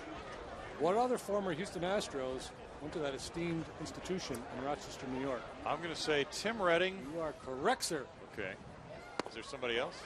Not that I'm aware of. Okay. All right. We'll stop at Tim Redding. That's what I was going for. The Rochester Rifle. Or Rochester, if you're from there. Okay, you're right. 1 ball, 2 strikes. Tim is with what club now? I don't know. He's with somebody. Yeah, I'll look them up. Thought maybe Rockies, but that may not That be sounds right. right. That sounds right.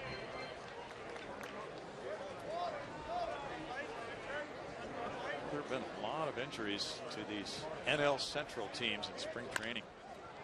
That's fouled away. Adam Wainwright missing the season. Surgery for the Cardinals. That's one of the big ones, isn't it?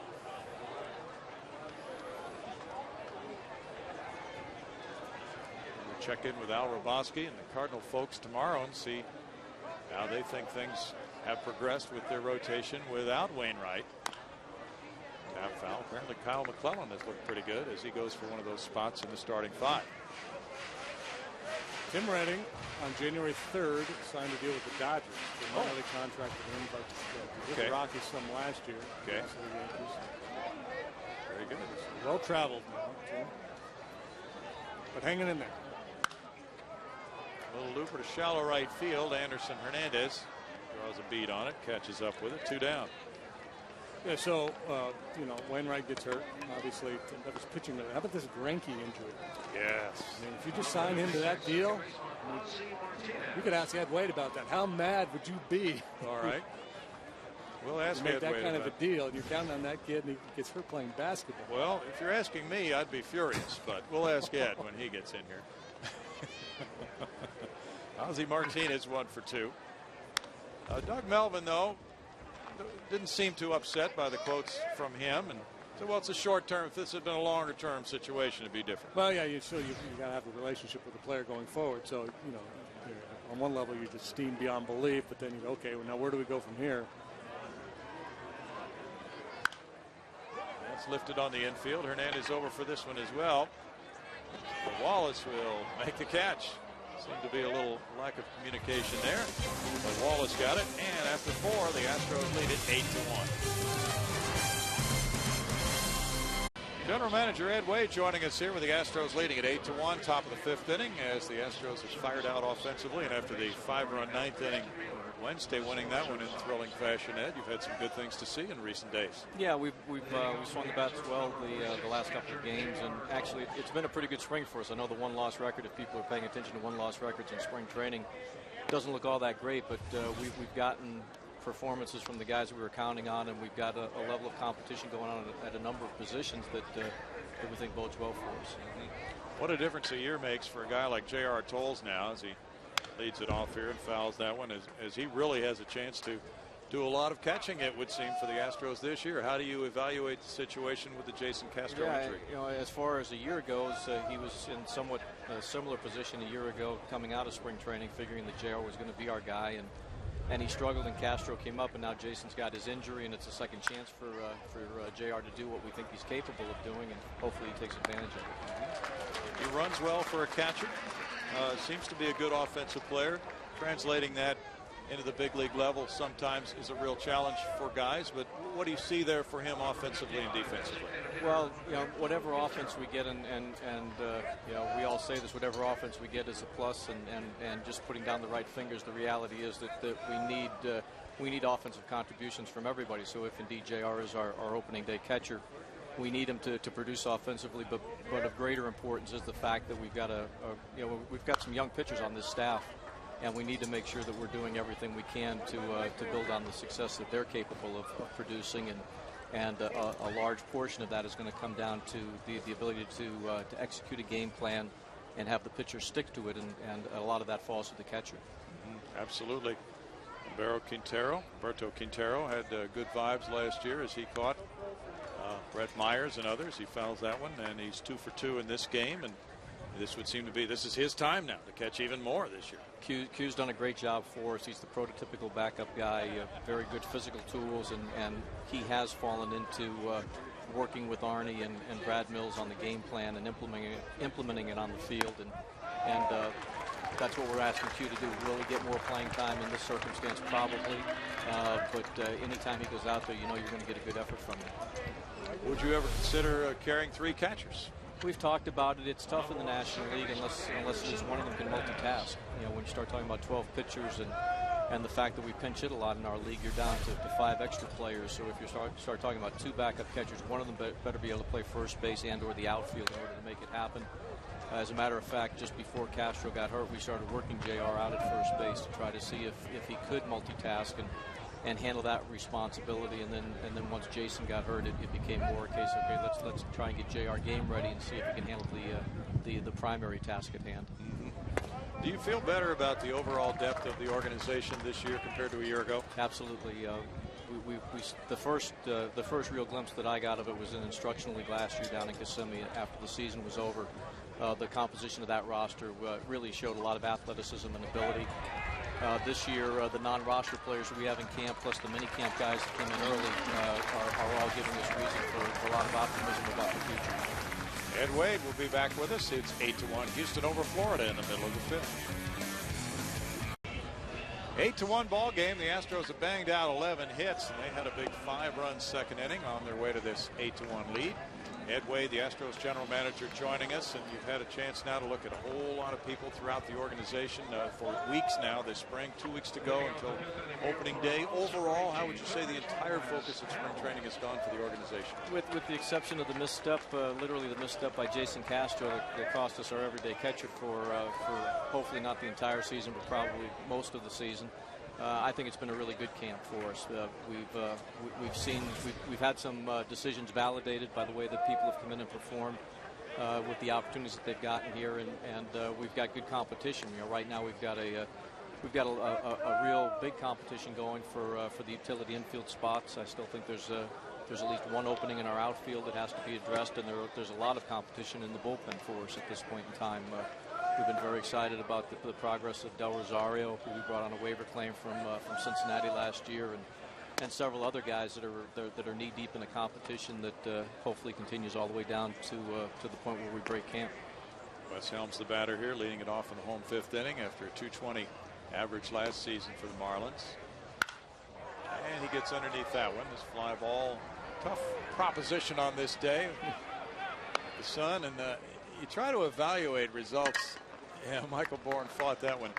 In spring training, it's not a second deck stadium, as they say, in a major league stadium, and in a spring training game, and the sun conditions are different, the wind's different. It's sometimes tough to project, isn't it? It's really tough with the sun and the wind and the high skies. You know, we've been very fortunate. We don't complain about the weather being nice like this, but at the same time, you've got to recognize that it's a real challenge for outfielders. The winds change all the time, and in some of these ballparks, it's the hitters are the background that they get from the stands behind home plate.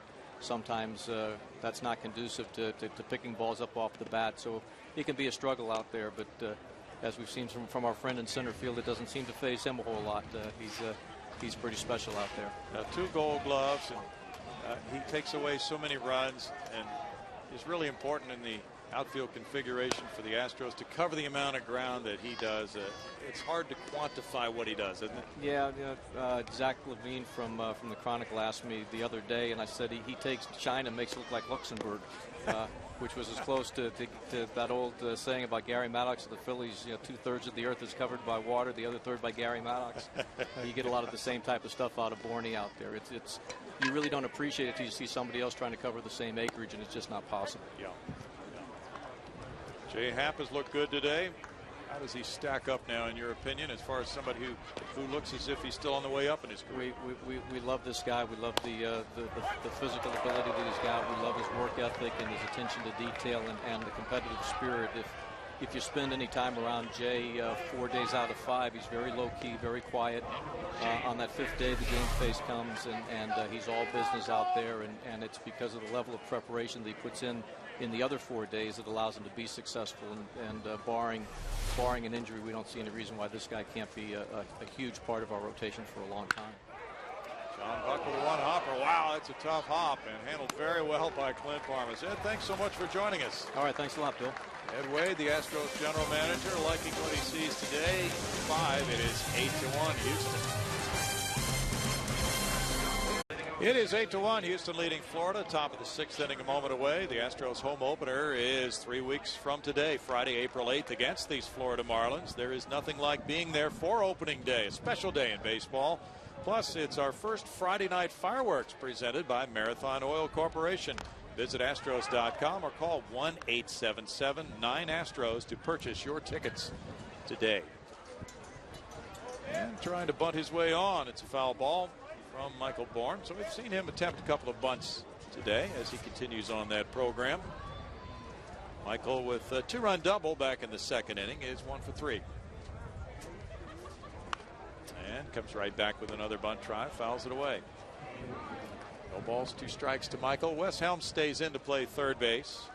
And the shortstop is Donnie Murphy, who moved over to short from third, with Hanley Ramirez coming out of the game.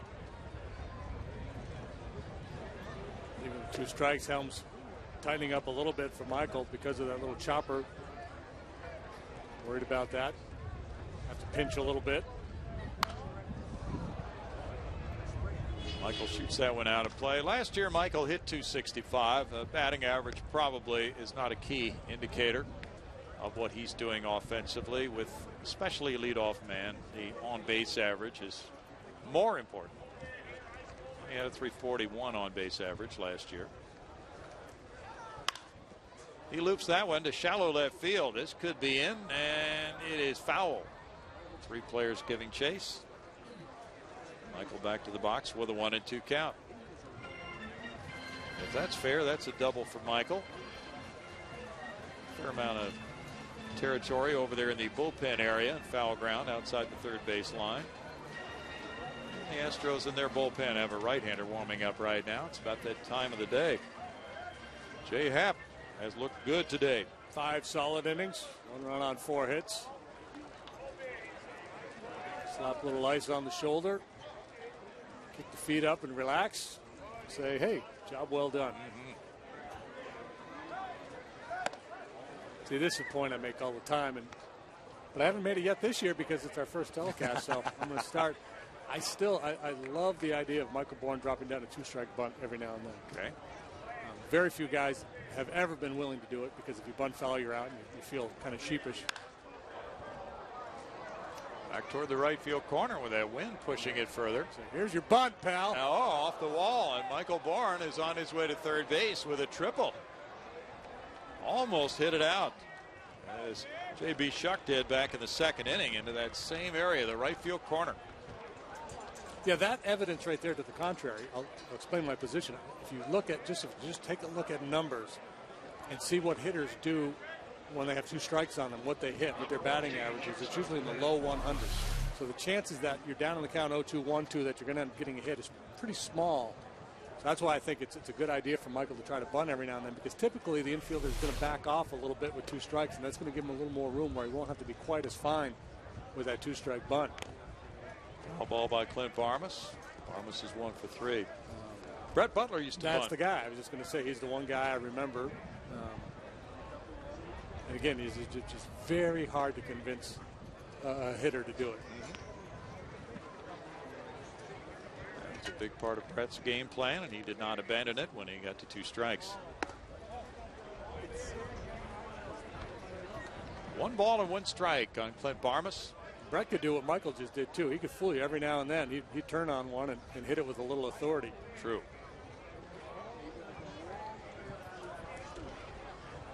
Michael has a couple of extra base hits today, a double and a triple, driving in 2. This one will hang up into shallow center, and with the infield in, it turns out to be caught by the second baseman for out number 1, but he had to retreat to get back there. Now, all hands on deck on a pop-up like that. Nobody give up on the ball. Both outfielders, center and right, continue to come. You got to provide a little support because you never know if the guy actually has a beat on it or not. Now Hunter Pence will get this opportunity with the infield staying in with 1 out, and he had an RBI double his first time up. He's 1 for 3. Well, as you look at the NL Central, JD, how do you think they'll stack up this year? Hard to say, Brownie. You know, it's funny because a lot of people are talking about the Brewers, and rightfully so. I think they might be the best club in the division. People seem to be dismissing what the Reds did last year. That's a really good team. Yes. I mean, they won the division. They're young. They're talented. Definitely. And some of those guys, I think, are getting better. Yeah. You know, Jay Bruce, Drew Stubbs. Their pitching looks good. That's a really good team. So to me, if you're going to handicap it, those two kind of at the top of the list. And I'm not so sure what the Cubs are going to do. The folks think they're better. They've added Garza, depending on what they get out of Zambrano. The new first baseman, Pena. I'm not overly excited about that club. Cardinals took a big hit with Wainwright. Lance Berkman should be a key man in their lineup. Yeah, and that's a big question. You know, can Lance bounce back and come close to, you know, his, if not his peak form, close to it? And how about covering the outfield on an everyday basis? How's he going to hold up doing that? He's been DHing quite a bit with the sore throwing elbow the last couple of weeks. I think the plan for all teams is to discontinue using the DH in National League games, but we were told the Marlins wanted to use it today, and that's why the Astros used it. This might be the last day you see it.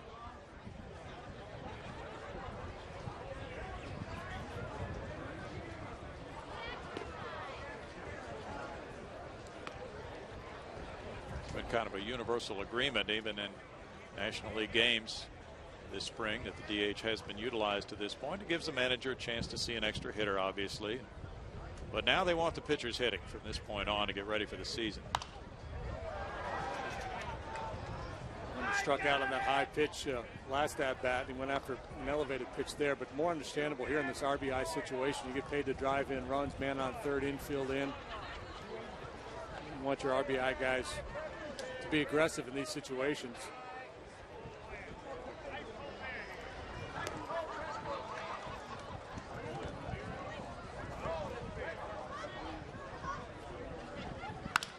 Bouncer over the mound, and there's no opportunity to score Michael. That's out number 2. I'm talking about the division, Brownie. The Pirates, I like their lineup. I don't like their pitching at all, but I like their lineup. All right, scoring summary for you. In the first inning, the Astros scored on a Hunter Pence double. Clint Barmas coming home. He had singled to make it 1-0 Houston. And there was a 5-run second. It began with a J.B. Shuck homer to right field, his first of the spring for the Ohio Stater. Anderson Hernandez got the 4th consecutive hit. That drove in a run. And then in the 4th inning, a Chris Johnson RBI single with 2 outs. And it is 8-1 Houston. Michael Bourne continues to stand down there at third base. A chance for Brett Wallace to be a hero. Brett's 2 for 3 with an RBI. He has scored twice today. Wallace has shown his tendency to be a very good hitter to left center and center field. Very good opposite field hitter.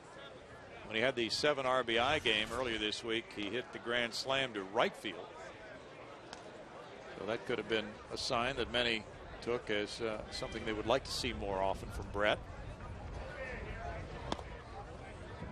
Yeah, the one thing you don't want to do with a young hitter who's had success is get into his head too deeply. You don't want to start planting seeds of doubt, especially because he did struggle at the big league level last year. You're trying to rebuild him, trying to get back to where he was first as a college player and then as a minor leaguer. We put up great numbers.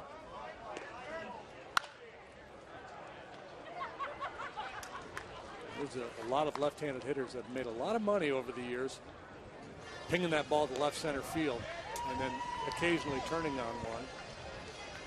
George Brett was awfully good at it. Yes, he was. Donnie Ball game, Wade Boggs. Pete Rose had a lot of hits as a switch hitter batting left to left center.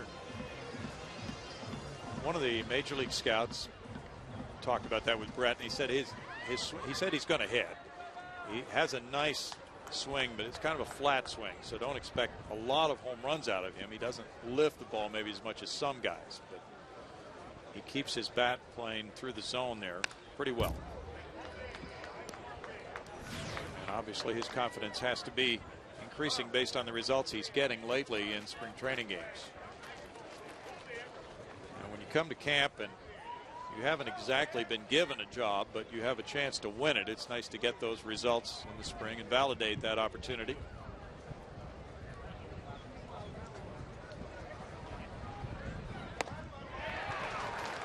That's a strikeout for Villanueva to end the Astros 6th inning. They get a leadoff triple, but that runner is stranded. It's 8-1 Houston. It is 8-1 Houston, bottom of the 6th inning. We have several changes now for Brad Mills. He has a new first baseman. Oswaldo Navarro has taken over for Brett Wallace. Wallace was 2 for 4. He drove in a run. New shortstop is Tommy Manzella, replacing Clint Barmas, who was 1 for 4 today. We have Brian Bogusevic in left field now. J.B. Shuck has moved from left to center. Michael Bourne coming out of the game. We have a new right fielder as well, Drew Lock. And the new pitcher is Wilton Lopez. He has not allowed a hit or a walk so far this spring. There is ball 1 to Greg Dobbs. Very fine afternoon for Jay Happ with 5 innings of 4-hit 1-run baseball. The run was unearned. We'll be giving you a pitch count on him later. He had 78 pitches through 4. And finished up very well with 7 straight, retired at the end of his outing. Outstanding numbers last year. Look at the walks. 5 walks in 67 innings. That's just incredible. Good off-speed pitch there. It's 2 balls and a strike for Wilton Lopez, and he would figure to be the 8th inning setup man for the closer Brandon Lyon in the Astros bullpen scheme of things going into this season. He really earned that role. The thing about Wilton, you know, he's a pitcher. You know, there's some guys in those late inning roles that come in and they just rearing back and trying to throw it 100 miles an hour. But he's got great command. He has good movement. Typically very efficient. He's the kind of guy who can come in the 7th inning, get you out of an inning with a big double play ball, and come out and pitch a clean 8th for you and really clean up a mess and make it easier for that closer to finish off a ball game. Last year, he worked 67 innings with the Astros. Get these numbers: 5 walks, 50 strikeouts. Yeah, a lot of guys are shooting to try to get that 2-to-1 strikeout to walk ratio. 10-to-1 is off the charts. 68 appearances. They had to give him a couple of weeks off toward the end of the year because the appearances had really piled up, and he's such an enthusiastic, exuberant guy. He does not want to say he's tired and can't pitch that day.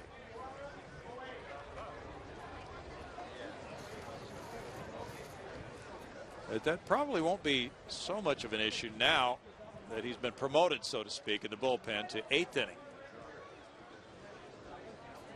He didn't have that role last year until toward the end of the season. He gets a strikeout. Yeah, and especially when you're trying to establish yourself, the last thing you want to do is you know, claim that you're unavailable on a given day. But the bottom line is you have to be willing. You have to get that relationship with the manager and the pitching coach where you can say to them, look, maybe I can give you a 1/3 of an inning today.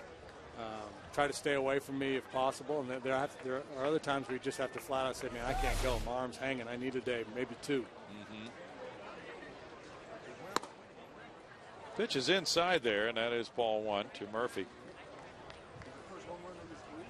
Most teams do have a fair amount of turnover in the bullpen from one year to the next, and that's one of the big issues of spring training, finding out where the roles should be. 1 ball, 1 strike. Did it surprise you that some of the salaries were really high for setup guys this winter among free agents? Yeah, well, I think clubs are just they're beginning to value those power arms regardless of how they're used, whether they're 8th inning, 7th inning, or closer. And I'm a big believer in quality arms in a bullpen. And To me, I would, if I was allocating my resources, I would be willing to spend more for a 7th and 8th inning guy, and maybe not spend as much as what the norm is for a closer. Now the sun's a real issue here. Tommy Manziel at shortstop was really fighting it, but Anderson Hernandez came in for the catch. Regular season schedule opens at Philadelphia. That road trip continues on to Cincinnati. So 2 division winners for the Astros right out of the gate. Then they open at home April 8th against Florida. That's the start of a nice 10-game homestand. You talked earlier on that promo, JD, about the interleague games. You mentioned Texas, Boston, also Tampa Bay comes into Houston, Toronto, and Texas on the road. So just the 2 road series in interleague play this year. Yeah. That's a little different twist. Josh Kroger is 0 for 1 with a walk. Save your loonies and toonies going to Canada this year. Yeah. Get out the passports. 2 balls, no strikes for Wilton Lopez. Now the spot for the left-handers in the bullpen is highly open to competition right now for the Astros. And Brad Mills clued us in on that earlier. He'd love to have 2 lefties. It doesn't always work out that way, that you have 2 qualified lefties coming out of spring training. Yeah, and you don't want to just, what you're looking for is at least one of them, a guy who can really dominate left-handed hittings, and ideally left-handed hitters, excuse me. And the other guy you would like to have who's, good against both right and left-handed hitters, not necessarily such a demon against lefties. Strike for Lopez. Because a lot of times the attributes that allows a guy to be so tough against left-handed hitters makes him hittable to righties. We talk about lefties that drop down. That's awfully tough on a left-handed hitter, but a right-handed hitter gets a good long look at him.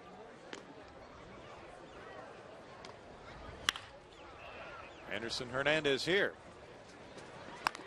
For out number 3. It's a quick 6th inning. The Astros pitching has been very sturdy today. It's 8-1 Houston through 6. This next one here in 2011 will be against the Phillies, JD. You don't think he'll be jacked up a little bit for that one? A little bit.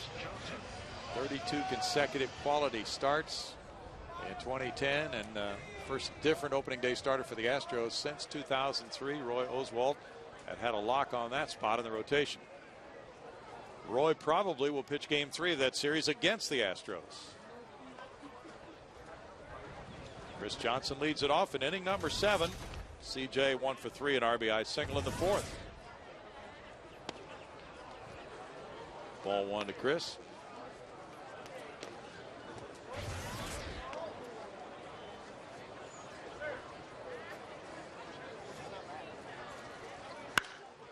He pumps this one toward the right field line, and it's slicing away and off the wall. And it played well on the carom, but still not to prevent a double by Johnson. Just hit that ball very well to right. Yeah, he sure did, and he's not inclined to go that way very often. I thought for sure off the bat that it was going to go foul. Yeah, it looked like it. That kind of a swing from a right-handed hitter, you anticipate that ball slicing away, but it really stayed pretty true, pretty straight. Also got that top hand over. He'll leave for a pinch runner now. After his second double of the spring, CJ exits with a 2 for 4 day.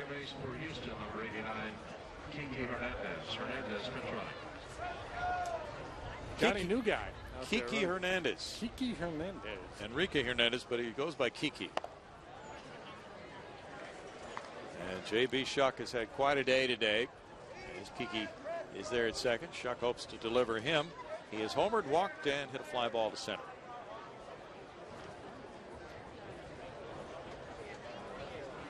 JB, previously known as Jack Shuck, but he prefers JB. Kiki Hernandez over from the minor league camp. That's kind of fun for young guys. Hey, we need some bodies. Jump on the bus, come with us, and maybe you'll get in the game. Yeah, and Delino DeShields is here today. The Astros' first-round choice last June. We'll probably see him in this game. Plus, you get a day of big league meal money. You bet. 1 ball, 2 strikes. In previous years, the Astros went to the Dominican Republic one year for some spring training games. Another year they went to Venezuela. Dodgers went to China a few years ago, rolled out to second. And that gets a runner to third. Shuck is retired, but it's a productive out, as they say. Out number 1. See if JR can cash in here. Astros had men on third. Nobody out last inning have failed to get that run across. I'm not such a big fan of the productive out, JD, but in this case, with 2 strikes in the count, absolutely, you'll take that. Yeah. Opportunity now for JR to the sac fly to get him home. Infield has to come in.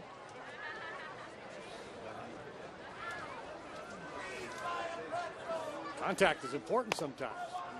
Most people will tell you that strikeouts are overrated, but certainly teams that strike out a lot, unless if you're hitting the ball out of the ballpark a whole bunch, that's okay. But if you're not hitting a lot of home runs and you strike out a lot, that's a bad combination.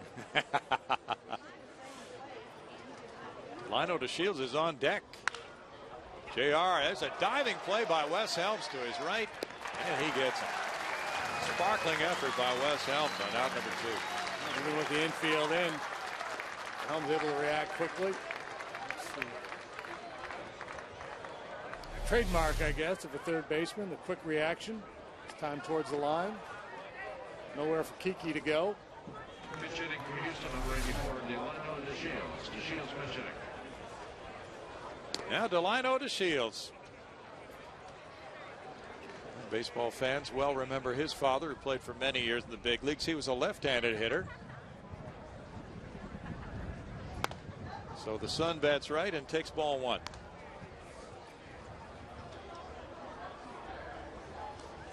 This is his first game. Outstanding play. Yes, he was. Very, very speedy. And his son also has speed as a major asset. He's been a center fielder and learning second base as well. 2 balls, no strikes. This is his first appearance in an Astros spring training game. And you talked about what a thrill it is for a guy like him. Yeah, it's a rare opportunity for somebody who was just drafted a year ago. And he slaps one on the ground into right field. Gets an RBI single to make it 9-1. Make 1,000. Wonder if his dad's here today. Can't remember where they live. Anyway, that's an RBI single, and hopefully he'll see it on the highlights if he's not watching now.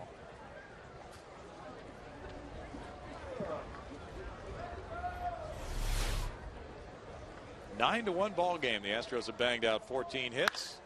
Anderson Hernandez shoots one foul. If Hernandez is on the Astros bench, he would give them the capability of a left-handed pinch hitter, which could be important. He's a switch hitter. But the Astros are a little short of left-handed hitting this year. And he runs pretty well. Good defensive player. And that's all in the mix as far as the thinking of the top brass when it comes time to put that 25-man roster together. Matt Downs is having a nice camp. He sure is. Yeah, Matt's hit a couple of homers. Has some other extra base hits as well. Helms over to first. 1 run, 2 hits for the Astros. DeShields with the RBI single takes it to 9-1 Houston. Bottom of the 7th, Astros lead the Marlins by a score of 9-1. The Astros and Action Foundation hosts a Fan Fest. It'll take place that opening weekend, Saturday, April 9th, Sunday, April 10th, on the main concourse at Minute Maid Park. Events include autograph sessions, talking baseball seminars, silent auctions, and the always popular garage sale of Astros memorabilia. Admission is free with your game ticket. Gates open at 11 a.m. on Saturday. It's a 6 o'clock game that night, and then 11:30 a.m. on Sunday for the 1 o'clock game. Tickets available at Astros.com at the Minute Maid Park box office or by calling 877-9-ASTROS. We have a new third baseman in the game. He went into pinch run. Kiki Hernandez is the third. Chris Johnson started at that position. Had a couple of hits today. And the new pitcher is Enerio Del Rosario. We heard about him earlier from the skipper. Brad Mills was telling us that he has been so impressed by this 25-year-old right-hander who was claimed on waivers by the Astros last September and pitched in a few games. He had been with Cincinnati, pitched in 11 major league games last year, and this spring he has been lighting it up with an ERA of 0. Maybe he could be this year's Wilton Lopez. Good point. A sinker and a good changeup are staples for Del Rosario, who has pitched 8 1/3 innings this spring. He's given up 5 hits, no runs with 1 walk and 7 strikeouts. Very good numbers for Del Rosario, who's from the Dominican Republic. Originally signed by the Reds back in 05, worked his way up through their system. First taste of the big leagues in Cincinnati last year. Ed Wade's made several waiver acquisitions since he took over in 07 as the Astros general manager.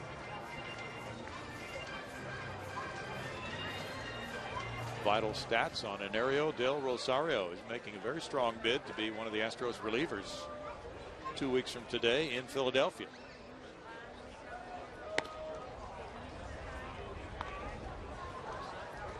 One and 2 the count. Unfortunately, Alberto Arias, who was so good 2 years ago, has not really made any progress. Limited progress. Yeah. We'll get that cranky shoulder straightened out. Bonifacio's on deck with Cousins batting. That was a good changeup. Yes. No strikeout. And we talk about the need for left-handed options in the bullpen. The other way to go, of course, if you don't think you've got 2 lefties capable, a righty with a good changeup can really neutralize left-handed hitting as well. I've seen that happen a few times over the years. Emilio Bonifacio's 1 for 3.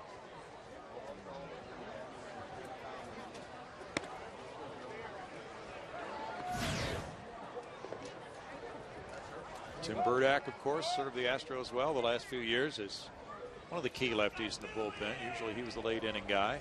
He's now with the New York Mets.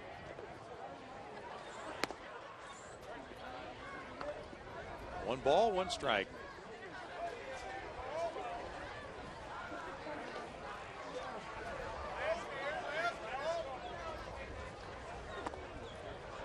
It's 2-1.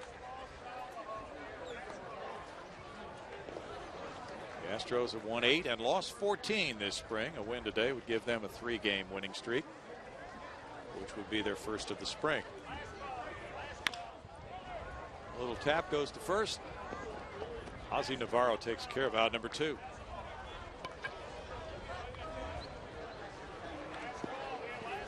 You see that they're going to honor Terry Cashman at the Hall of Fame induction ceremonies this year? No. He's the fellow that wrote that Talking Baseball song. And Yeah. Really, Mickey and the Duke. Yeah. Okay. How are they going to honor him? Kind of like last year, they had John Fogerty there singing center field. Oh, that's right. Cashman's going to perform. And That's a great idea. beyond that, what they're going to do. Great idea. He was a minor league pitcher. Didn't I did realize not know that. that. Under a different name. And when he wrote the song, he wanted to get Joe D in there. He wanted to get Joe DiMaggio into that part with Willie and Mickey, and he just couldn't make it work. Okay. And so then he settled on Willie, Mickey, and the Duke as the signature phrase in that song. And then he throws a little Joe D in there somewhere else in the song. Okay. That was smooth music. Del Rosario feels the comebacker and makes it a quick 1-2-3 7th inning with the Astros up 9-1.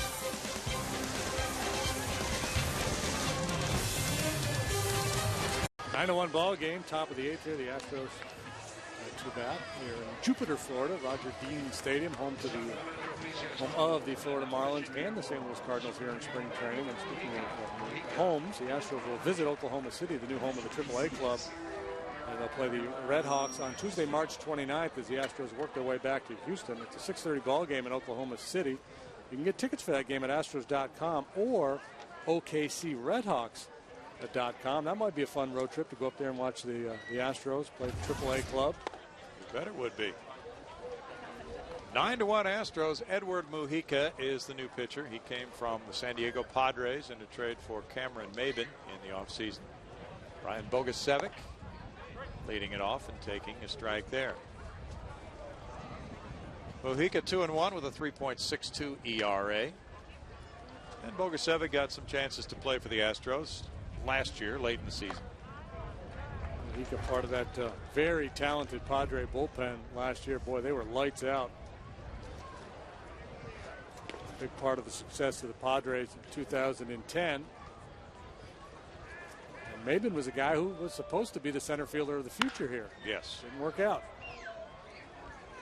Bogusevic taps out. There's out number one. John Rayner's the new left fielder for the Fish. Tommy Manzella bats for the first time. He took over at shortstop for Clint Barmas. Tommy has really concentrated on learning the different infield positions. After being a shortstop last year, he's now a shortstop, a second baseman, a third baseman, a first baseman. Those are all the positions he's been working at anyway, as he tries to make the club in a different role rather than the everyday shortstop role.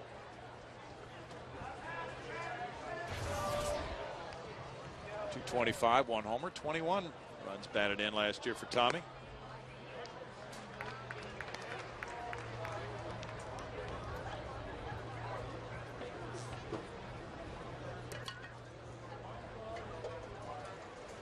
Tommy as Brian Bogusevic, both playing at Tulane. Well, if you can play shortstop in the big leagues, that means you have plenty of range and good hands. And so you can play just about anywhere in the infield with those skills.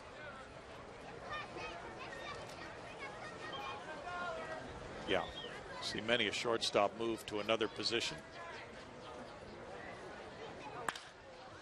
He hits this one foul on a line just above that hillside.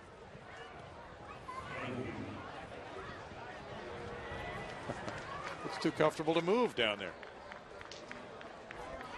Tommy will turn 28 in mid-April from Chalmette, Louisiana. She's going to have bright red legs and then pasty white the rest of the program. Don't you hate it when you go to the beach and fall asleep on one side and you're just scorched on the other side? Yeah.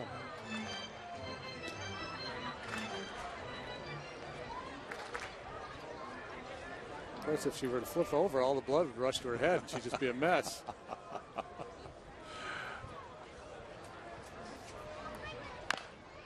A little chop back toward the mound. Mojica. 2 down. Yeah, you mentioned that Padre bullpen being so good last year. Mojica and another relief pitcher came in that trade for Maben. It would seem that the Marlins really did well in that deal. Of course, Maben might turn out to be quite a player too for the Padres. And right now, with Chris Coughlin, who was a former second baseman and third baseman last year, moving to left field, ranking as the guy they hope to be the center fielder, that's kind of a stretch too for this club.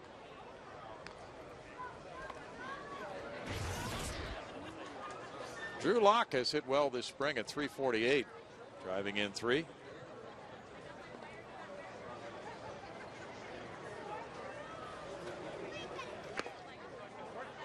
Mojica throws one over the edge.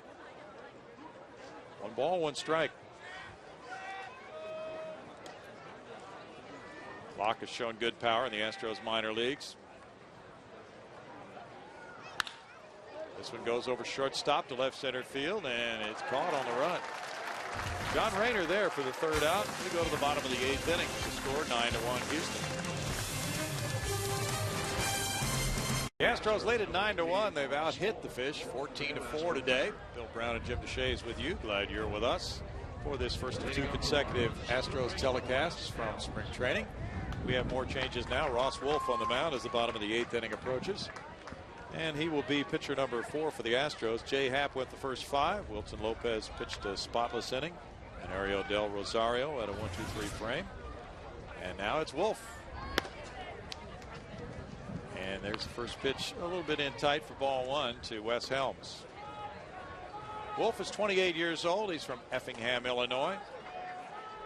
He's had 9 years in the minor leagues. Last year pitched for Oakland 11 games. And he was at AAA Sacramento and at Norfolk as well. An 18th round pick of the Marlins in 02. Those are the numbers for Ross this spring. This fly ball heads for left field. Brian Bogusevic moving over. Stay with it. Yeah, it's not an easy assignment today. One down. Guys are probably watering pretty good right about now. Ross Wolf, a veteran, many years in the minor leagues. No relation to Randy Wolf. He's right-handed.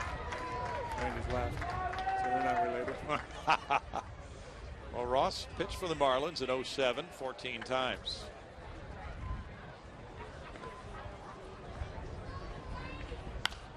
Oh, that one gets away from Sanchez, flies up into the seats. And that is strike one.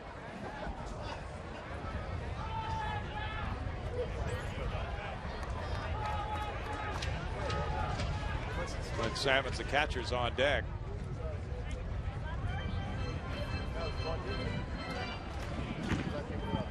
New catcher in the game for the Astros is Carlos Corporan.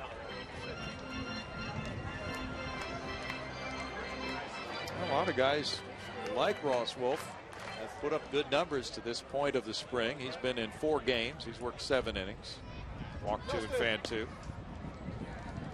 Certainly nothing to disqualify him to this point, but it's going to get to the point that numbers alone will not put somebody on a major league ball club in a couple of weeks. There are going to be some people who have performed well in the spring, and there's just not room for them on every team. Right, just one of those guys signed to provide some depth. Most likely will go to AAA, but again, a good camp. I want to leave that memory fresh in the minds of Brad Mills, Ed Wade, Brad Arnsberg, the decision makers, should there be a need later on in the season. Yeah, for those decision makers, it goes way beyond just picking 12 men or so for the pitching staff. They have to go further than that to have that depth at AAA. 3 balls, 2 strikes. Remember the last time a team did not promote a pitcher from the minor leagues all year? It probably has never happened, right? Not to my knowledge, maybe back in the 1910s or something. Yeah, maybe then. So after the walk, we get a pinch runner at first base for Gabby Sanchez. Somebody knows. Somebody will send an email. Oh, yeah. 1913. We'll hear about it. It's nice to throw those things out there because we have so many good researchers who go to work.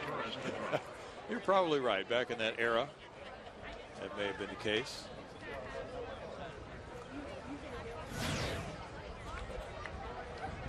Now Clint Salmons, formerly with the Atlanta Braves, doing the catching right now, takes a strike. John Buckman, starting catcher today, gave way to Salmons. 222 for him this spring. 1 ball and 1 strike.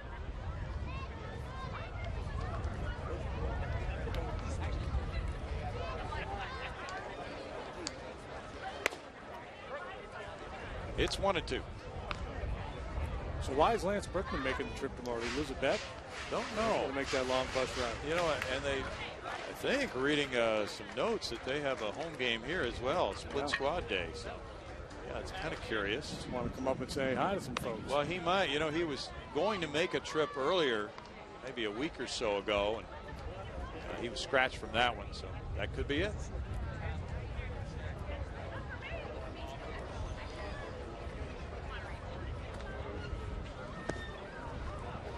Watching a little bit of the Cardinal telecast yesterday. Colby Rasmus was on TV with the Cardinal broadcasters. He was very high in his praise for Lance and what he's done to help him. Rasmus, a left-handed batter. Lance bats left most of the time, so they could talk about facing certain right-handers. A looping single out into right center field.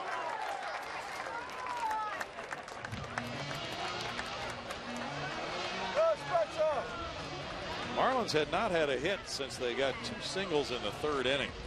Pretty good stretch of pitching work for the Astros in that span of time. Hit number 5 of the day for them.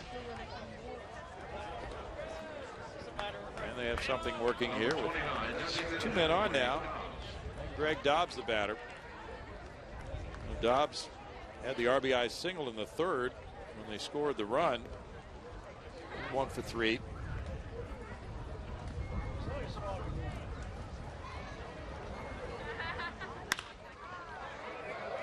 Manzella gets it to second. There's the turn, and the Astros get a double play to get out of the 8th inning. No runs, a hit, and the man stranded. After 8, it is 9-1 Houston.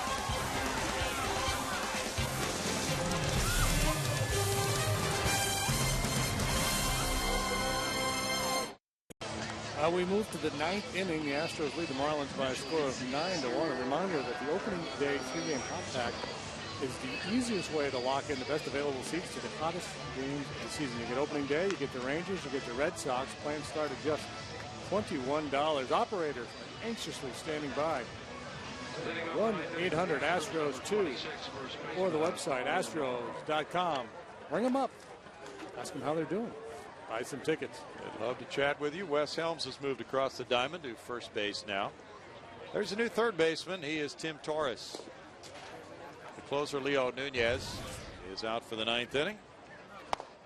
His first pitch misses down and away. Ball 1 to Oswaldo Navarro. Called in to protect this 9-1 deficit is Leo Nunez, wiry right-hander. Rush it up there, mid-90s. Navarro lines one to left. That's a sinking line drive that is caught. They're out number 1. Good swing. Was hit really well. John Rayner with a good play. Yeah, that looked like a hit off the bat. Rayner. Probably have to contend with sinking line drive like that, though, than a high fly ball. A day like today.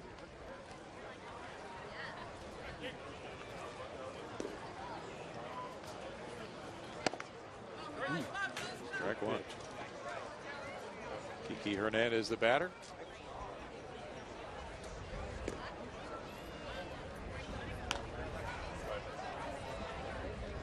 Do you know what happened on this date in baseball history? No. Yeah, we like to look at this during the season a lot because a lot of times it's very important historical events or great performances. But you know, in the middle of March, you don't typically get that. But on this date in 1958, according to this website, in a move to change their image, the Dodgers announced that clown Emmett Kelly will not perform in 1958. No. I didn't know Emmett had a gig with the Dodgers prior to that. See, well, first of all, yeah, we learned that. Secondly, when you announce that somebody will not perform, that's a little unusual. Breaking news out of Dodgertown in 1958. Wow.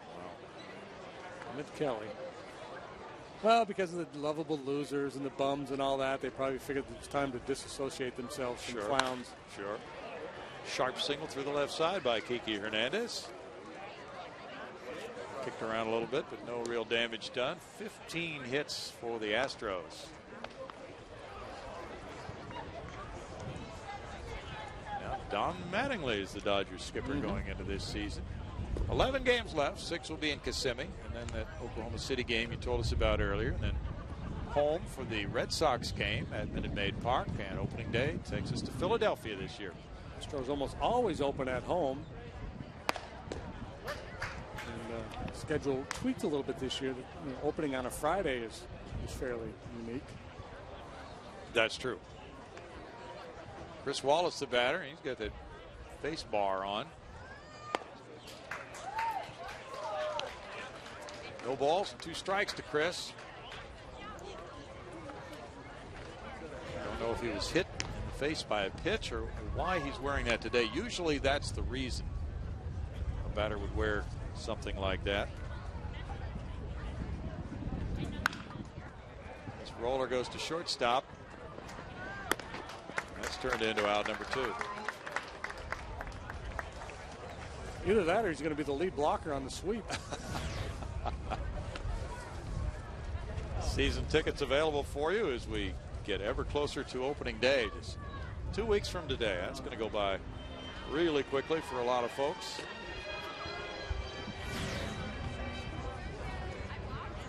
Now Carlos Corporan will come up with 2 outs. be his first trip to the plate. Astros just picking him up once spring training started to help their catching depth. And he has done well in 15 at-bats. He's had 7 hits for a .467 batting average.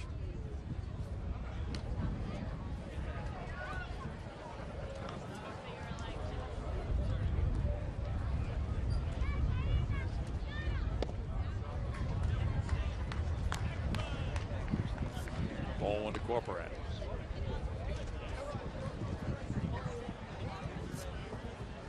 Carlos, 27 years old. He's from Puerto Rico, drafted by Milwaukee in '03.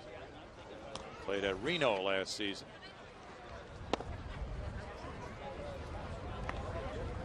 Two balls, no strikes to Corcoran. He's had 1 major league at bat, and that was in '09, and he got a hit. Yeah, you might want to sit on that. Lifetime batting average of 1,000. Yeah. I'm guessing he's willing to risk it for some big league ABs. Goes up the right field line, headed toward those fans up on the grassy area. They'll scramble for it. Gee, somebody make a play down there.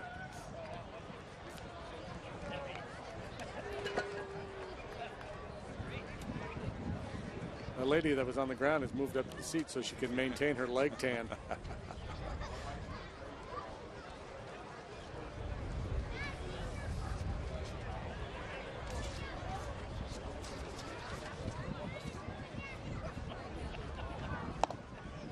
Nunez found that one getting away from him a little bit. Yeah, a lot of people out there trying to make a play, but everybody comes up empty, and the guy who hangs back is able to recover the fumble. A lot of dejected folks there had a shot at it, and they had their gloves too.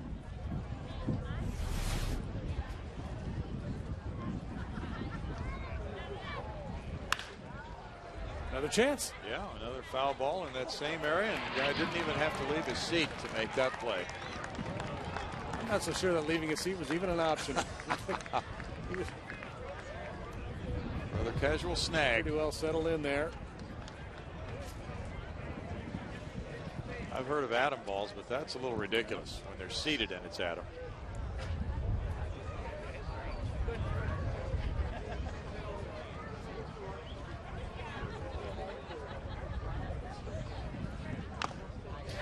Foul tip, and that's a strikeout to end the Astros' ninth inning with no runs a hit and a man left. It's 9-1 Houston.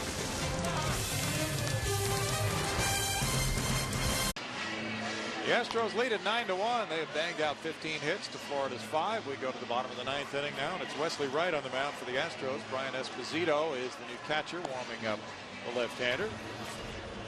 And he is coming off a 1-2 record last season for the Astros, a 5.73 ERA. He tried to change things as far as the way he was used from reliever to starter, and went to the minor leagues to work on that. Now he's back in that relief role again this year, JD. Right, and that another change now, trying to change his delivery so he could become more effective against left-handed batters, try to carve out a role as a left-handed specialist. We'll see how it goes here this afternoon. You got to love the creativity here and the willingness by Wesley to try. You know, he went from reliever to starter, and now continues to try to establish himself at the big league level, trying to put another little wrinkle in.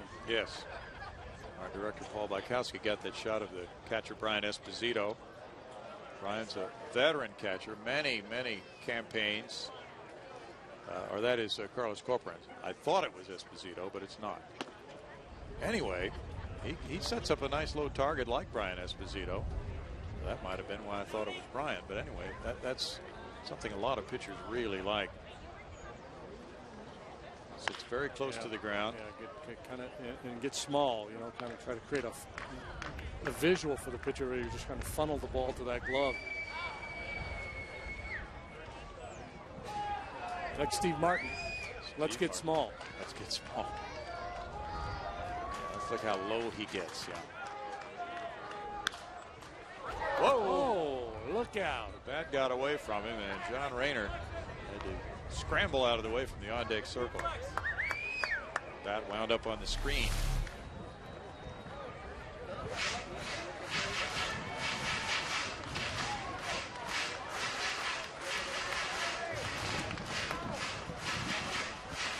Very, very unfortunate injuries. Brian McCann hitting that foul ball off of Luis Salazar. This is one of the tough things we've seen in many, many years in a spring training game. He was apparently on the top step of the dugout. His eye was removed. Yeah, that's just horrific injury. Oh. Years ago, Matt Keogh got whacked by a line drive in spring training. Almost died. Yeah, that's right. I'd forgotten that. He played briefly with the Astros, right? Yeah, in '86. That's right. We talk about Wesley trying to make the comeback here. Matt Keogh had a very successful major league career, but he was trying to come back, trying to hang on as a knuckleballer back then. When was he with you guys in '86? Middle of the season? I don't remember. I know he pitched the game after we clinched. Oh, okay. Kind of the sacrificial lamb because we clinched and then the party plane went to Atlanta and somebody had to pitch the next day and everybody was gassed and not overly motivated. But Matt, a good veteran, went out there and had a solid effort. Oh, that's hit hard. And that ball really scorched into the corner in left field. Donnie Murphy into second base. And see, this is what we're talking about with that lefty side-on delivery. Tough on left-handed hitters, that's the theory anyway, but righties typically get a good look at him, and it's tough to evaluate. You're taking a look at Wesley here, you'd love to see him face some left-handed hitters. Of course, he could enhance his chances if he can prove effective against righties as well from down there. Maybe turn the ball over, get it to sink a little bit, run it away from the righties. John Rayner comes up. He made that nice catch earlier. Strike one to Rayner. Mike Stanton has been out. He has not played in a single Major League spring training game for the Florida Marlins. He's been playing in some minor league games, but he is going to be a huge key as far as the Marlins offense goes, and he's a good defensive player as well. Right fielder. 20 years old. Made quite a splash last year when he came to the big leagues, and just talking around the batting cage with two Hall of Famers, Andre Dawson and Tony Perez, who are in the Marlins organization, and hearing their remarks about Mike Stanton. We saw him briefly last year, but he is one of the top talents in the game today as far as young players who are just coming up. And we saw him last year with the Marlins, and we've heard about him the previous 2 seasons or so, just the prolific home run numbers in the minor leagues and the Bunyan-esque stories about his power, how far he hits the ball when he really lays into one. Yeah, that's what Andre Dawson talked about. He talked about his power to right field. That was hit toward right field, and Drew Lock moving in for the catch. And he said, I haven't seen that kind of power to right field by right-handed hitters since Dale Murphy. Bo Jackson comes to mind too. Yeah. Here's Wesley featuring a little bit in his drop down. That time not quite as exaggerated as some of the other ones. You see what he does now with the left-handed hitter up there. This is where you really want to be able to really drop down. Kind of gives the impression that you're coming from behind the hitter and get him to bail a little bit.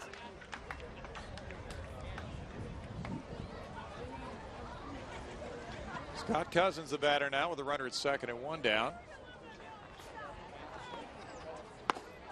And taking strike one out. Last year, Mike Stanton is now 21, hit 22 homers and 359 at bats. One of those guys, it's fun to watch him take BP, put on a show.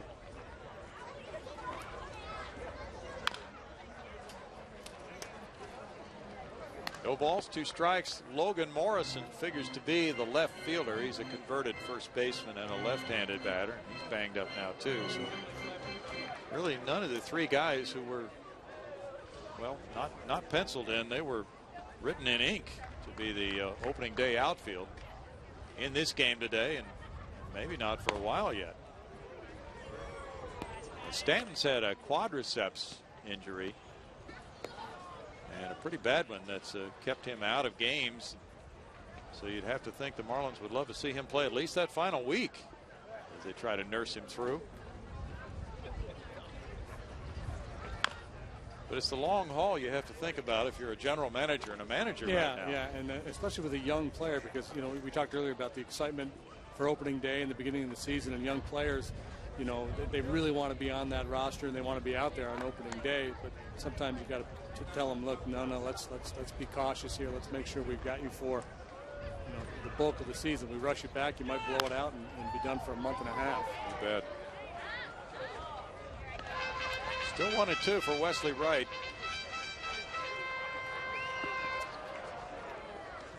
And Corporan talk it over.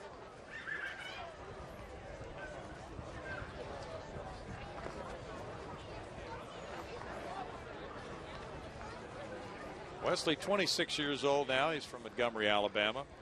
The Dodger product. The Astros got him in the Rule 5 draft before the 08 season.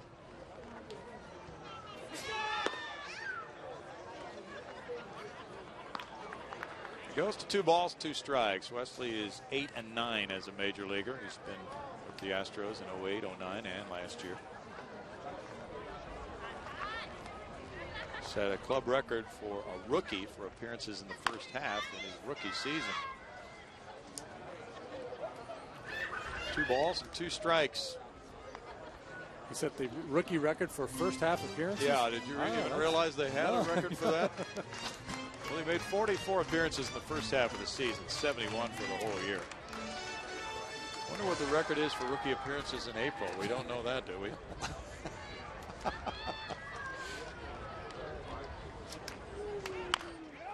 Little tap goes foul, first base side. Well, we've had a chance to hear from Brad Mills today and Ed Wade, so if you've been with us all afternoon, hopefully you've learned quite a bit about the Astros in spring training 2011.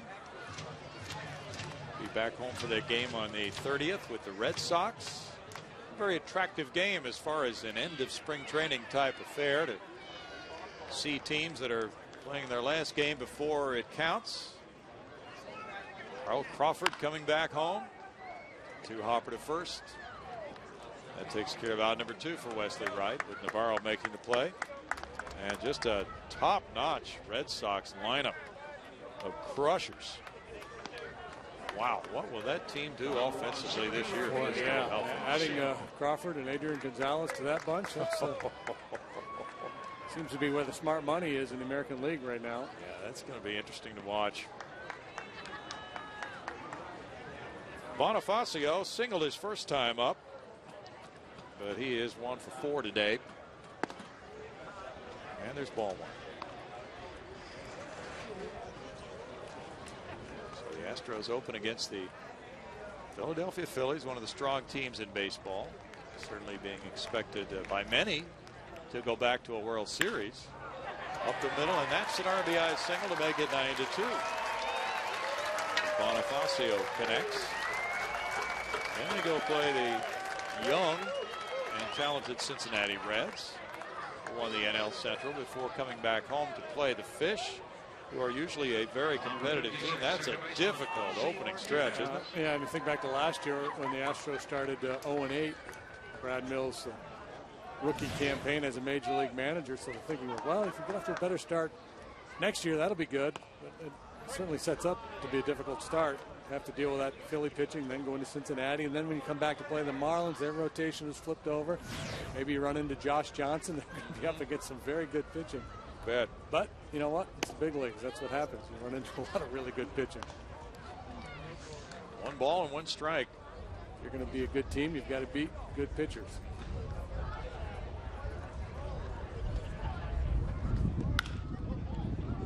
Manzella with a high hop gets it onto second base for the force play, and the Astros put together a solid game today, winning at 9-2, picking up 15 hits along the way. We'll be back with more as the Astros have won their 3rd straight. 9-1 Houston.